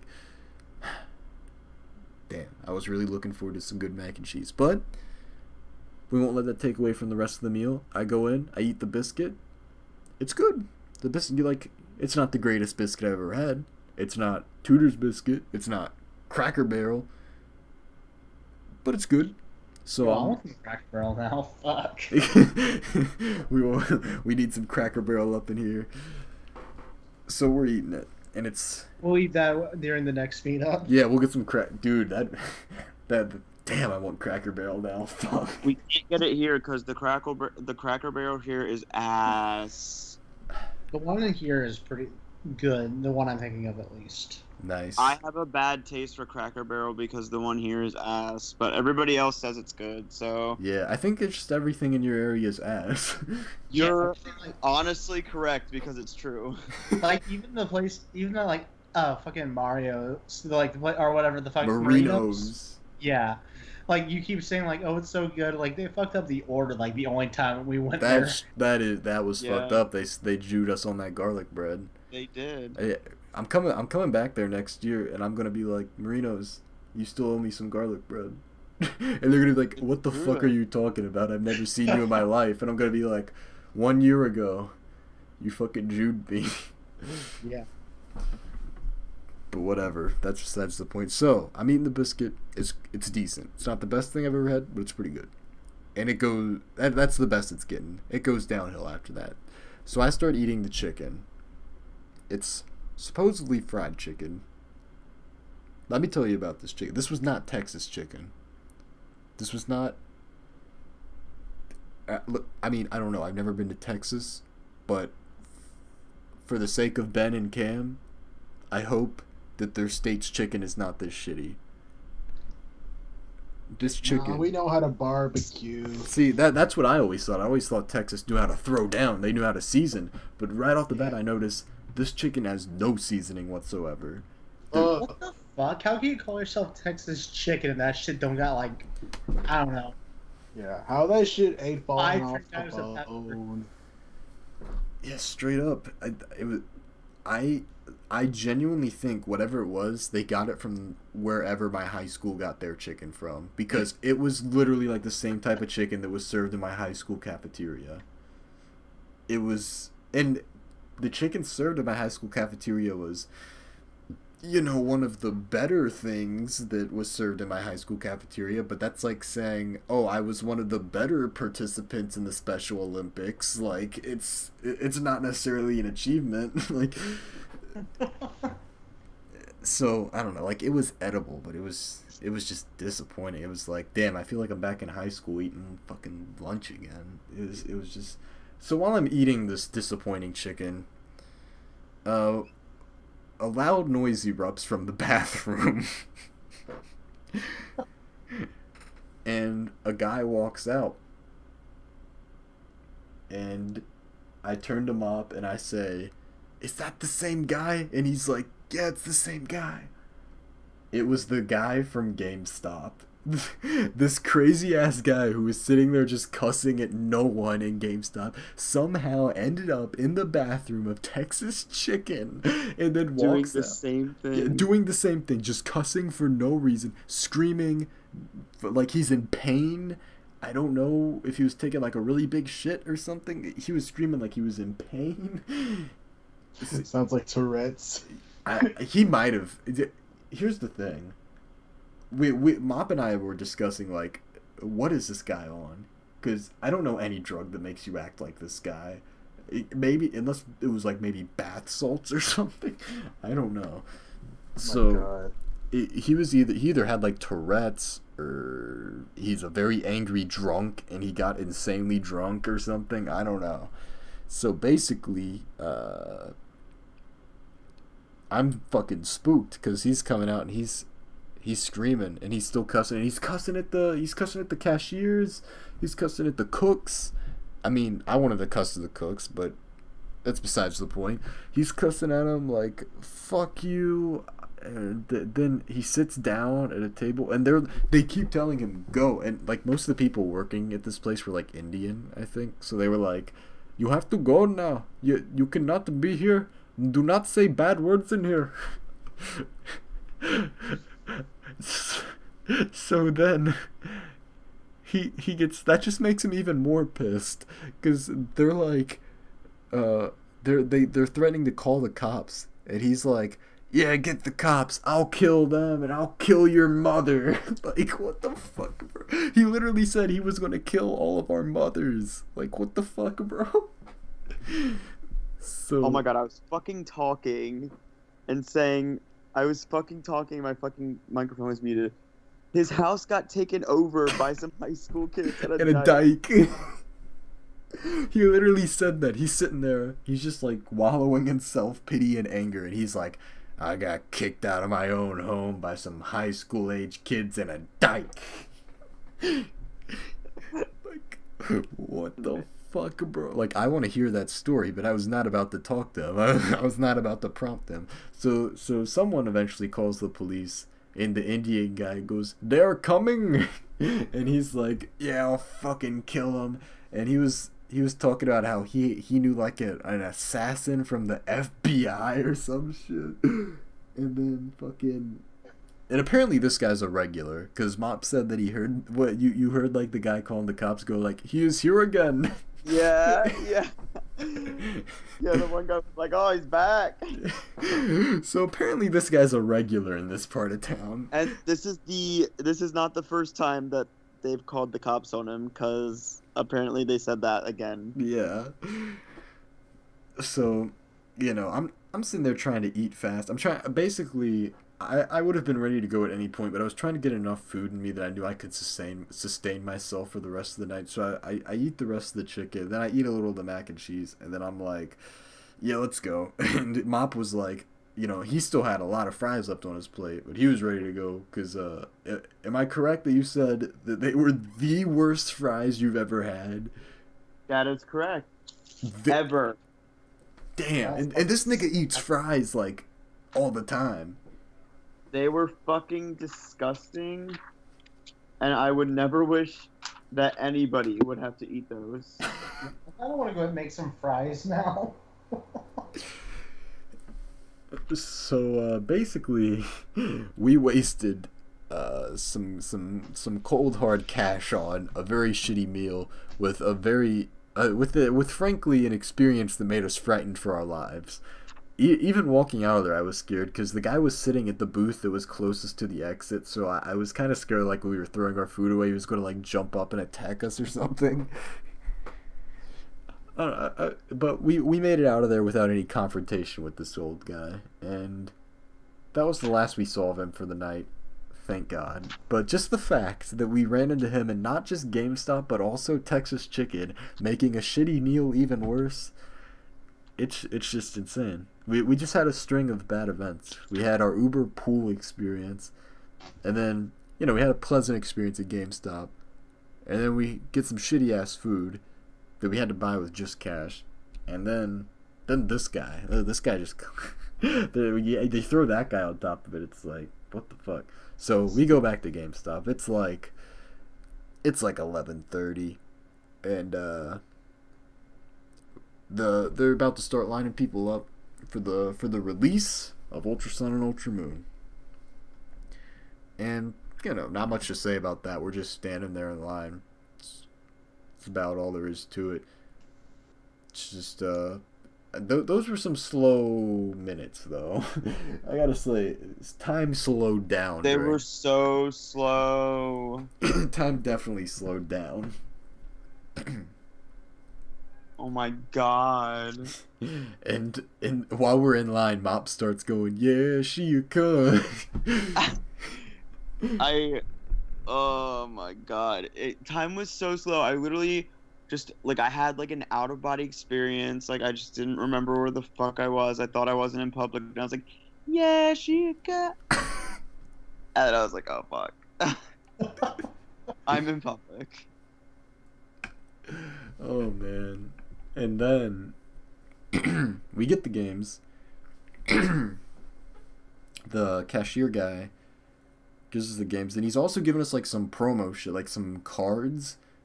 And at first, like, he goes to swipe them into the bag, and he drops it. I'm like, "Hey, bro, you dropped whatever that bonus was." And he's like, "Well, I didn't give you a fucking bonus. Like, I gave you, like, let me check real quick." And I was like, you know, I might be seeing things, because I hadn't slept in a very long time at this point. Thought I might have been hallucinating, just seeing that shit drop. But no, he was like, "Oh shit, you're right. I did drop this." Did you ever like open those and see what they were, Mop? I did not open them, but I watched a YouTube video of somebody opening them. Oh, what are they? Just, they're like Ash's Pikachu cards, I think, or some shit. Oh, yeah. Damn, I would want one of those. Yeah, but they're kind of selling on eBay, so I'm thinking about just selling them. Yeah, you know, keep that shit sealed. You could probably make. Yo, I'll shoot you some bucks on PayPal. There you go. Yeah, bitch. We said, please send us money, and our own niggas are sending us money. But yeah, obviously I let Mop have them since he bought both the games. So, you know, we Uber back to the hotel. From there, we got the games in our hands, and we're hyped. We're ready to go. We're ready to fucking record some legendary content for these just released hot off the presses games. And then we get the Uber, and this Uber guy, he's lit. He was Uber Pool, but he didn't give a fuck. He acted like he was Uber X. Someone tried to get on our route with us. He said, fuck you. He declined them. He said... He did decline them. He said, bruh, this Uber Pool shit, it's dumb. He was like, give me your address again. The GPS wants me to go here. I was like, damn, bruh, the hotel's right here on this boulevard or whatever. And he's like, I'm taking you right there. He had no business for this tomfoolery that Uber's trying to pull to make more money but make our trips longer. Fuck out of here. No, he was an honest Uber driver. I gave him 5 stars straight up. Yeah. So we get back to the hotel. We get back into the room. And the recording begins. We're playing these games. And we're playing these games. And then we take a break from recording. We're still playing. Well, I'm still playing the game. We take a break from recording. Mop goes takes shit. We get Ben on a Skype call for a little bit. Hell yeah. We talk to our boy Ben. He's playing the game. He and I were roughly at the same point at that time. We were both at the trainer school. And, fuck the trainer school, by the way. Well, fuck the totems in this game. Yeah, actually, let's preach on the game. This game is hard. Yeah. fucking totem, whatever the fuck the water spider's name is. I don't know how to pronounce it. And I don't care. Its aura beam was ruining my life. Fucking totem Marowak was giving me cancer with all the times that it kept using the tech, ruining my fucking life. Totem Lorantis gave me no issues. Yeah, same. That one was easy. I had Combuskin and I had fucking Dart Tricks. Might have been one of them. Might have been fully evolved at that point. By the way, if you're wondering why I had Blaziken, I cheated the fucking clock to get Blaziken way quicker. So I wasn't waiting until actual Tuesday for it. And then fucking Totem Togedemaru, like, legitimately made me want to snap my fucking DS in half. It was pissing me off with that. Oh yeah, that shit was dumb. Because for me, it kept going like, ooh, spiky shield. Now I'm gonna bounce. It's like, nigga, let me hit you. I know, dude. The spiky shield. That was like the only one where I was like tempted to be like, I'm trading something over. I'm getting through this shit now. But I was like, no, let's do this legit. I beat it on my first try, but I used like every revive I had to fucking just wait for it to same. That's basically what I did. I got it on my first try, but it was so annoying. Totem Mimikyu didn't give me any issues. Totem Rabambi was easy as shit. I know you had some issues with Komuo, but yes. I had something on my team. I forgot what I had. What was I using again?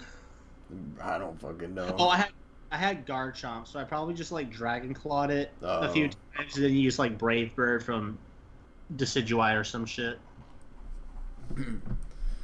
Dude, I traded over a Tapu Koko to beat that nigga.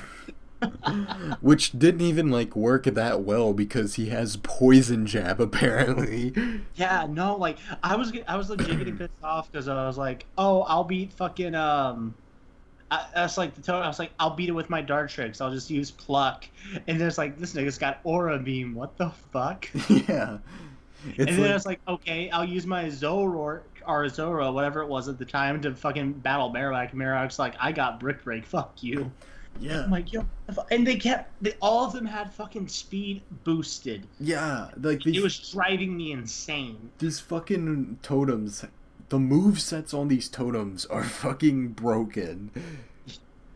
They cover all of their weaknesses. I want to challenge. I don't want it to be a fucking breeze to get through. Right. But good God, I want a chance to win without having to grind my ass to hell and back or some dumb shit like, I'm going to place Toxic, and now I'm going to switch to Supersonic, and now I'm going to fucking hit you with everything I got. Yeah, it's like for me, Sun and Moon were a breeze. I think for most people, I think most people agree Sun and Moon were pretty easy. But then they just turned it up from 0 to 100 with these games. Again, though, in fairness, we were both using fucking Ash Greninja. Yeah, so. That's what I said. Like, what if Sun and Moon actually were hard and we just got through it because of Ash Greninja? But you said when you played through Moon, like without Ash Greninja, it was still pretty easy. Yeah, I mean, like, it wasn't as easy. It was a little bit bumpier, but for the most part, it's just like, Granted, I think I traded over a few Pokemon at different points because I didn't care as much with that one. But I don't remember. All I know is fucking Ash Greninja made that game infinitely easier. Yeah, it definitely saved me in some rough spots. I'll definitely admit that. But it's like, I wasn't gonna put him away because I like Greninja too much, and I actually like the Ash Greninja form, unlike a lot of people. No, I like Ash Greninja. I know. I still remember VG getting pissy about it because I made like a joke with Pokin, like, "Oh, they could update Greninja in that game." I'm pretty sure he's in the game, but they could update or add Greninja in and have his Ash Greninja be his burst mode, since like Blaziken goes Mega, Gengar goes Mega. It's like, they don't have to do that. I'm like, nigga, what? He's like, I don't like it. It's like, who cares what you like? It's about marketability. Yeah, I don't know why he didn't like that shit.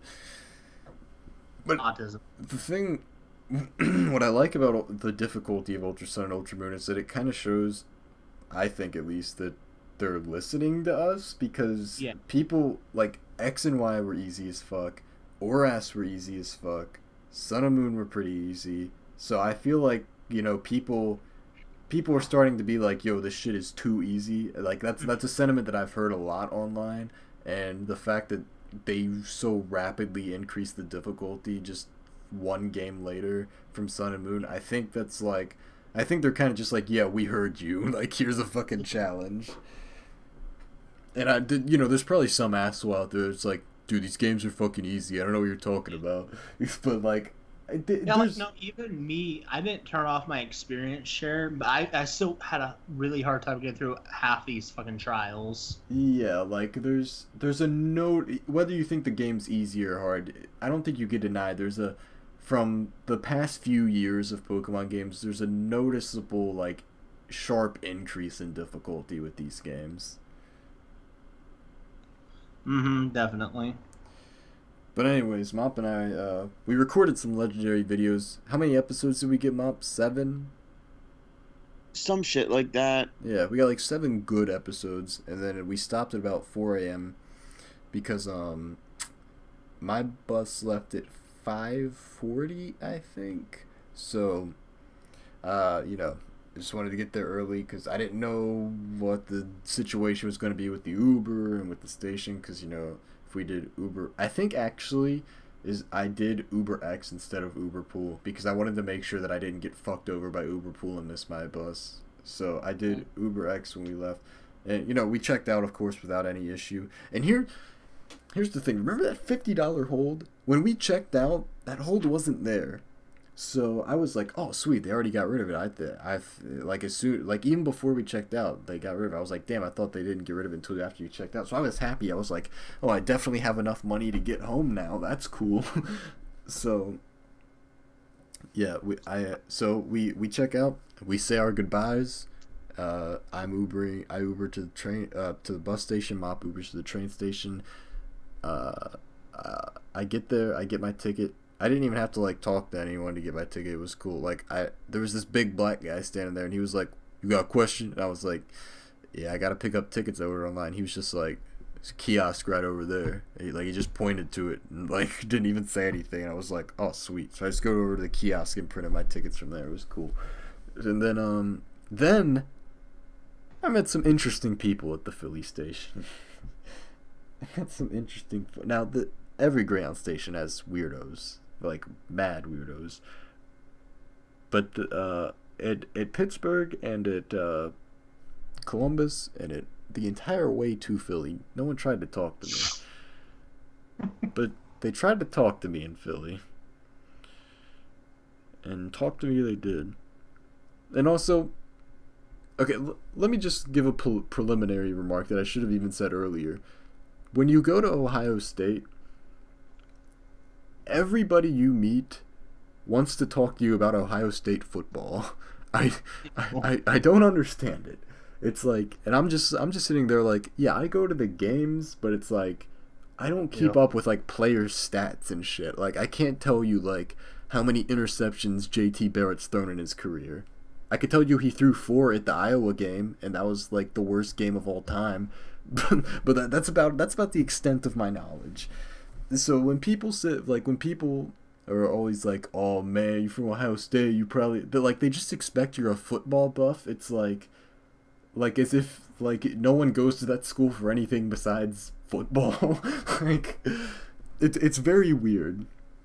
But whatever. So anyways, this one guy starts talking to me, and that's also what the Uber driver on the way there talked to me about. He was talking to me about football, and he actually went to Iowa, and the week before that, Iowa had beaten Ohio State, as I just said, and that terrible upset. But so we were talking about that game because he was from Iowa, from Ohio State, so that was cool. But then I get to the bus station, and this other guy, he sees that I'm wearing my Ohio State hoodie. That's actually kind of a mistake. I should have worn a different hoodie. Shouldn't have worn my Ohio State hoodie. So anyways, this guy, because that's a conversation starter. Like if I just wore like my plain black hoodie, that's not a conversation starter. What are they gonna be like? Oh, you like the color black? Like, nah. So this guy, he starts off. He's like, I bet you're going to Columbus, and I'm like, yeah. And he's like, I don't know. This guy was just going to Harrisburg, I think. I don't know why anyone would want to go to Harrisburg, but this guy was. So he was like, yeah, I'm just going to Harrisburg, and we're sitting there and we're talking, and he's like, so are you just going up to Ohio State for the game or what? Because there was a game like the next day, and I was like, well, yeah, kinda. I'm a student there, and I was just here visiting a friend, and I'm going back up to Ohio State. And he was like, oh, you're a student? What are you studying? And I tell him philosophy, and he's very interested by this. What he said, when he was in college, he studied political science, so kind of similar. And he was very interested by this. He was very intrigued, and he kept trying to talk to me about like philosophical ideas and stuff. Like, oh, like what would you say someone should do in this situation? And like how should we? What should our outlook on life be? Like, he's asking me like all these weird questions and shit, and I'm just like, I haven't slept in 24 hours, motherfucker. So he's asking me all these weird questions, and then somehow this inevitably turns into a discussion on religion. And he was like, yeah, I'm like Jewish, but I don't really practice. Like, I'm just like culturally Jewish. Like, I'm not a good Jew. And he's like, so like there's a difference between like being genuinely religious and just like being culturally religious, like, which I agree, like, there's a difference between like Jews and Jews. But so he was like, so would you are you religious? I mean, I would assume that like you're Christian, since you're like white in America and stuff. But are you like culturally or sincerely religious? And I was like, yeah, I'm Catholic, and I would say I'm, I at least try to be genuinely Catholic. And he was really surprised by this, and he was like, for some reason, his mind, like, I tried to explain things to him many different ways, but his mind was just not capable of understanding anyone who's not an atheist or agnostic being a philosophy major. Like, to him, it seemed like philosophy and Catholicism just could not mix. like you couldn't get it. And then this Haitian guy, because literally this guy from Haiti is there, and he starts talking to us. He gets in the conversation, and he's like, so he says a bunch of dumb shit. The one good thing that he said, he was like he at least understood where I was coming from. He was like, it is not surprising. No, wait, that's the Indian guy. Shit, how I can't do this guy's accent. Fucking think of the Haitian accent. I don't know how to do Haitian, but try to imagine a Haitian accent. And he's like, yeah, it makes sense that philosophy. It makes sense. Yeah, like he was like, it makes sense that the Catholic is in philosophy major, because the Catholic religion is based a lot off of philosophy. Like, there's a lot of philosophy behind it. And like he got it. like he understood like the two go together, like even though, you know, like a lot of academic philosophy today is like largely atheist, like philosophy's always historically been a part of Catholicism, so it's not that surprising that a Catholic's majoring in philosophy. But this Jewish guy, he just wasn't having it, like he just didn't understand. But then the Haitian guy, he starts bashing on Catholics, he claims, so here's a couple of his claims. He claims, one, that the Garden of Eden was in Haiti.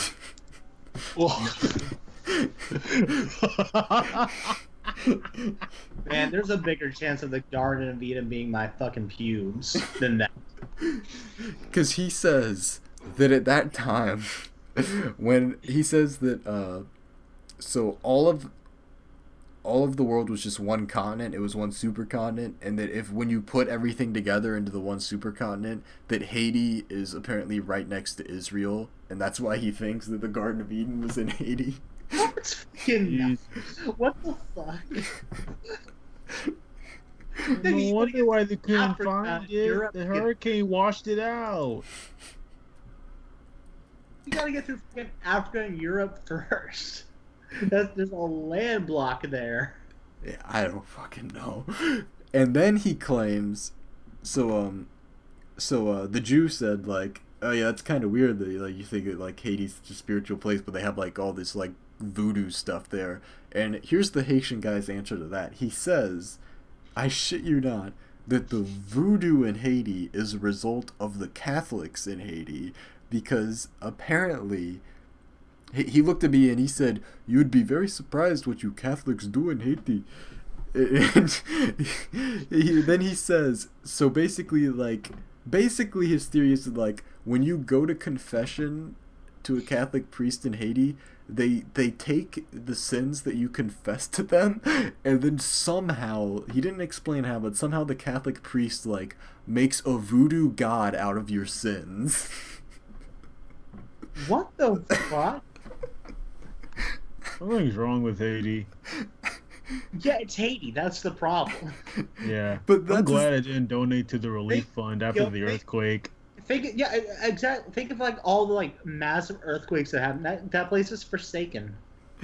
So that's his theory. Like this is what he's like. Like, I'm just imagining like going to confession and then like the priest is just like, oh yeah, I gotta write that one down. I'm gonna make a voodoo god out of it later. Like, what the fuck, bro? So that's his theory on how voodoo came into Haiti. It's through the Catholics. And then wow. And then the Haiti guy and I, we ended up on the same side, because the Jew, he looked at me and he was like, let me ask you a question. Do you think gays are going to hell? And I was like, I should have been like, well, you're the Jew here, you tell me. But I just said, well, objectively, if someone commits a homosexual act willingly and they don't repent of it, then objectively speaking, yes, they will go to hell when they die. And he flipped out. He was like, and you're a philosophy major? Okay, he was like, you think gays are going to hell and you're a philosophy major? Like those two things are completely incompatible. You can't think gay people go to hell if you study philosophy, apparently. But then the Haiti guy, he stood up and he was like going in on him. He was like, something's wrong with homosexuals, man. Like it's not natural. And he's like going in on him. He's like, so this Haitian guy, obviously not a Catholic, but he is Christian, I guess. He's Seventh-day Adventist, that's what he says. So I guess that's Christian. What? Okay.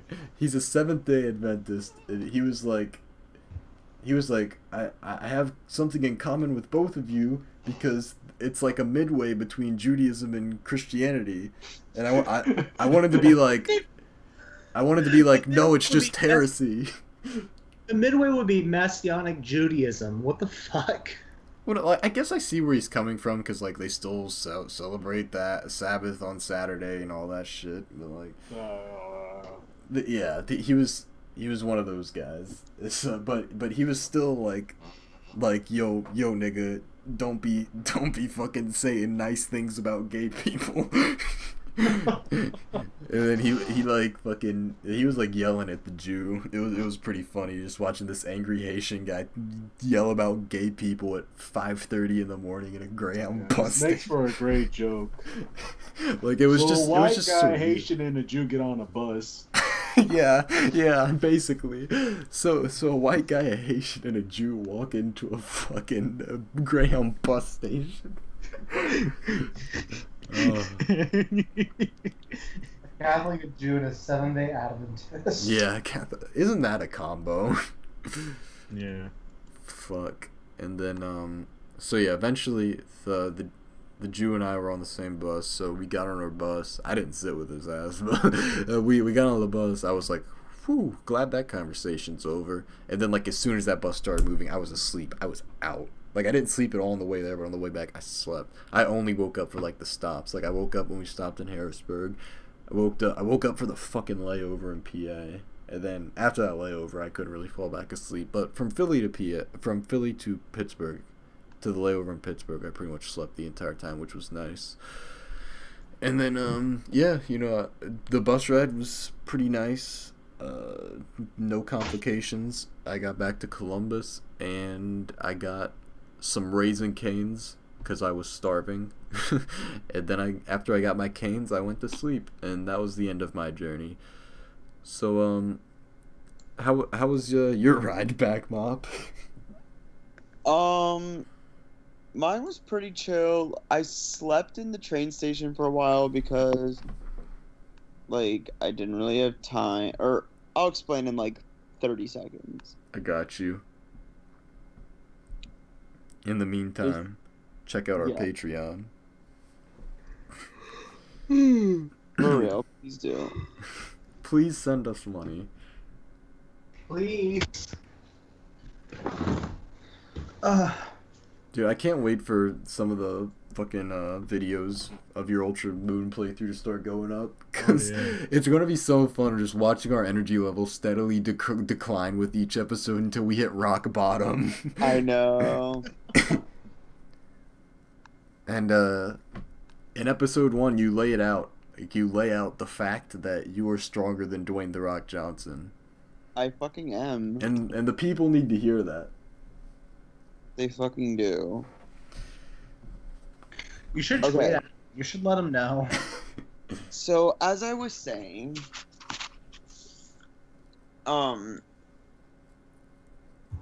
basically, I Ubered as well to the train station, and the Uber ride there was good. Nobody else was picked up, thank God. The guy was nice. He had some good music going. Got to the train station. Nobody was there. Literally like 10 people. Damn. I was gonna get some like food and like a coffee, but I had no money. So I was like, looks like I can't. So then I was like, I'm gonna just sleep. So I slept for a few hours, and then when I woke up, it was a little more packed. There was people there.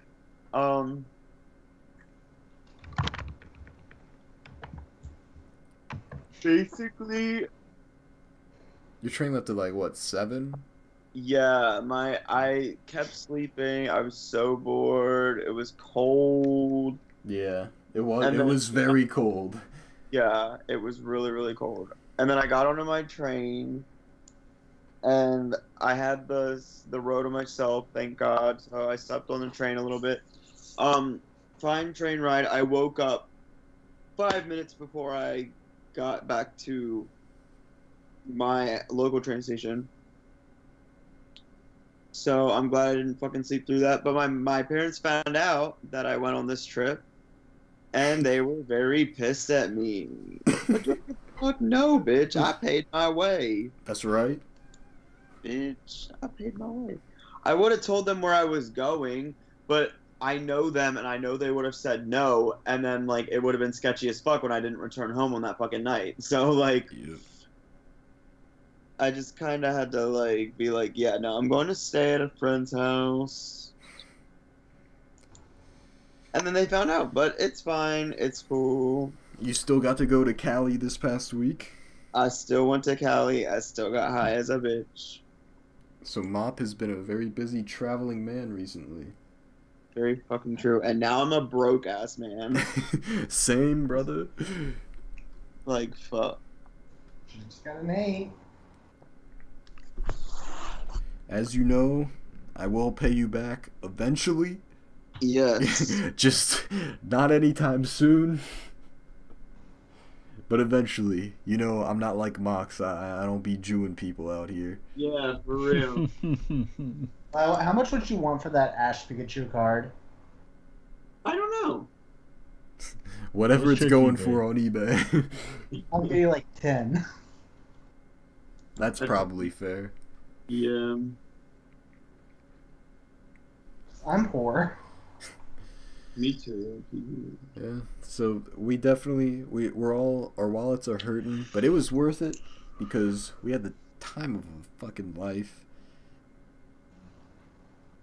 We saw the show, and who knows, maybe we'll see her again someday. She says she's going to be announcing a second leg of the tour. I'm very excited to see where she comes. Fingers crossed.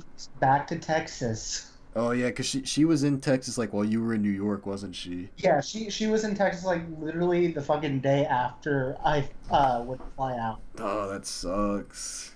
And I saw that and I was just fucking heartbroken. That sucks. Because I'm pretty sure I could have got my friend Joseph to go with me. If anything, I probably could have showed Poppy's music to my friend Aubrey and be like, bitch, go with me, because I'm pretty sure she would have liked it. She's got some weird-ass face, so... Yeah. I mean, I love Poppy, but her music is pretty out there. Oh, yeah. That's the appeal, though. Yeah. It still sounds good as fuck. And sounds even better live. Mm-hmm. So, that is the story of, I don't know, what are we going to call this? Like, STC Meetup Poppy Edition or Meetup 1.5 or some shit? Sure. Yeah! Or, wait, didn't we say we were going to call it like a STC Meetup 336? Yeah. Alright, that was the story of STC Meetup 336.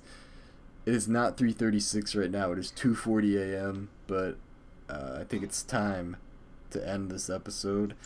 No. We'll see you all later, probably sometime in mid-December when we're on Christmas break. Bye, bitch. Bye, bitch.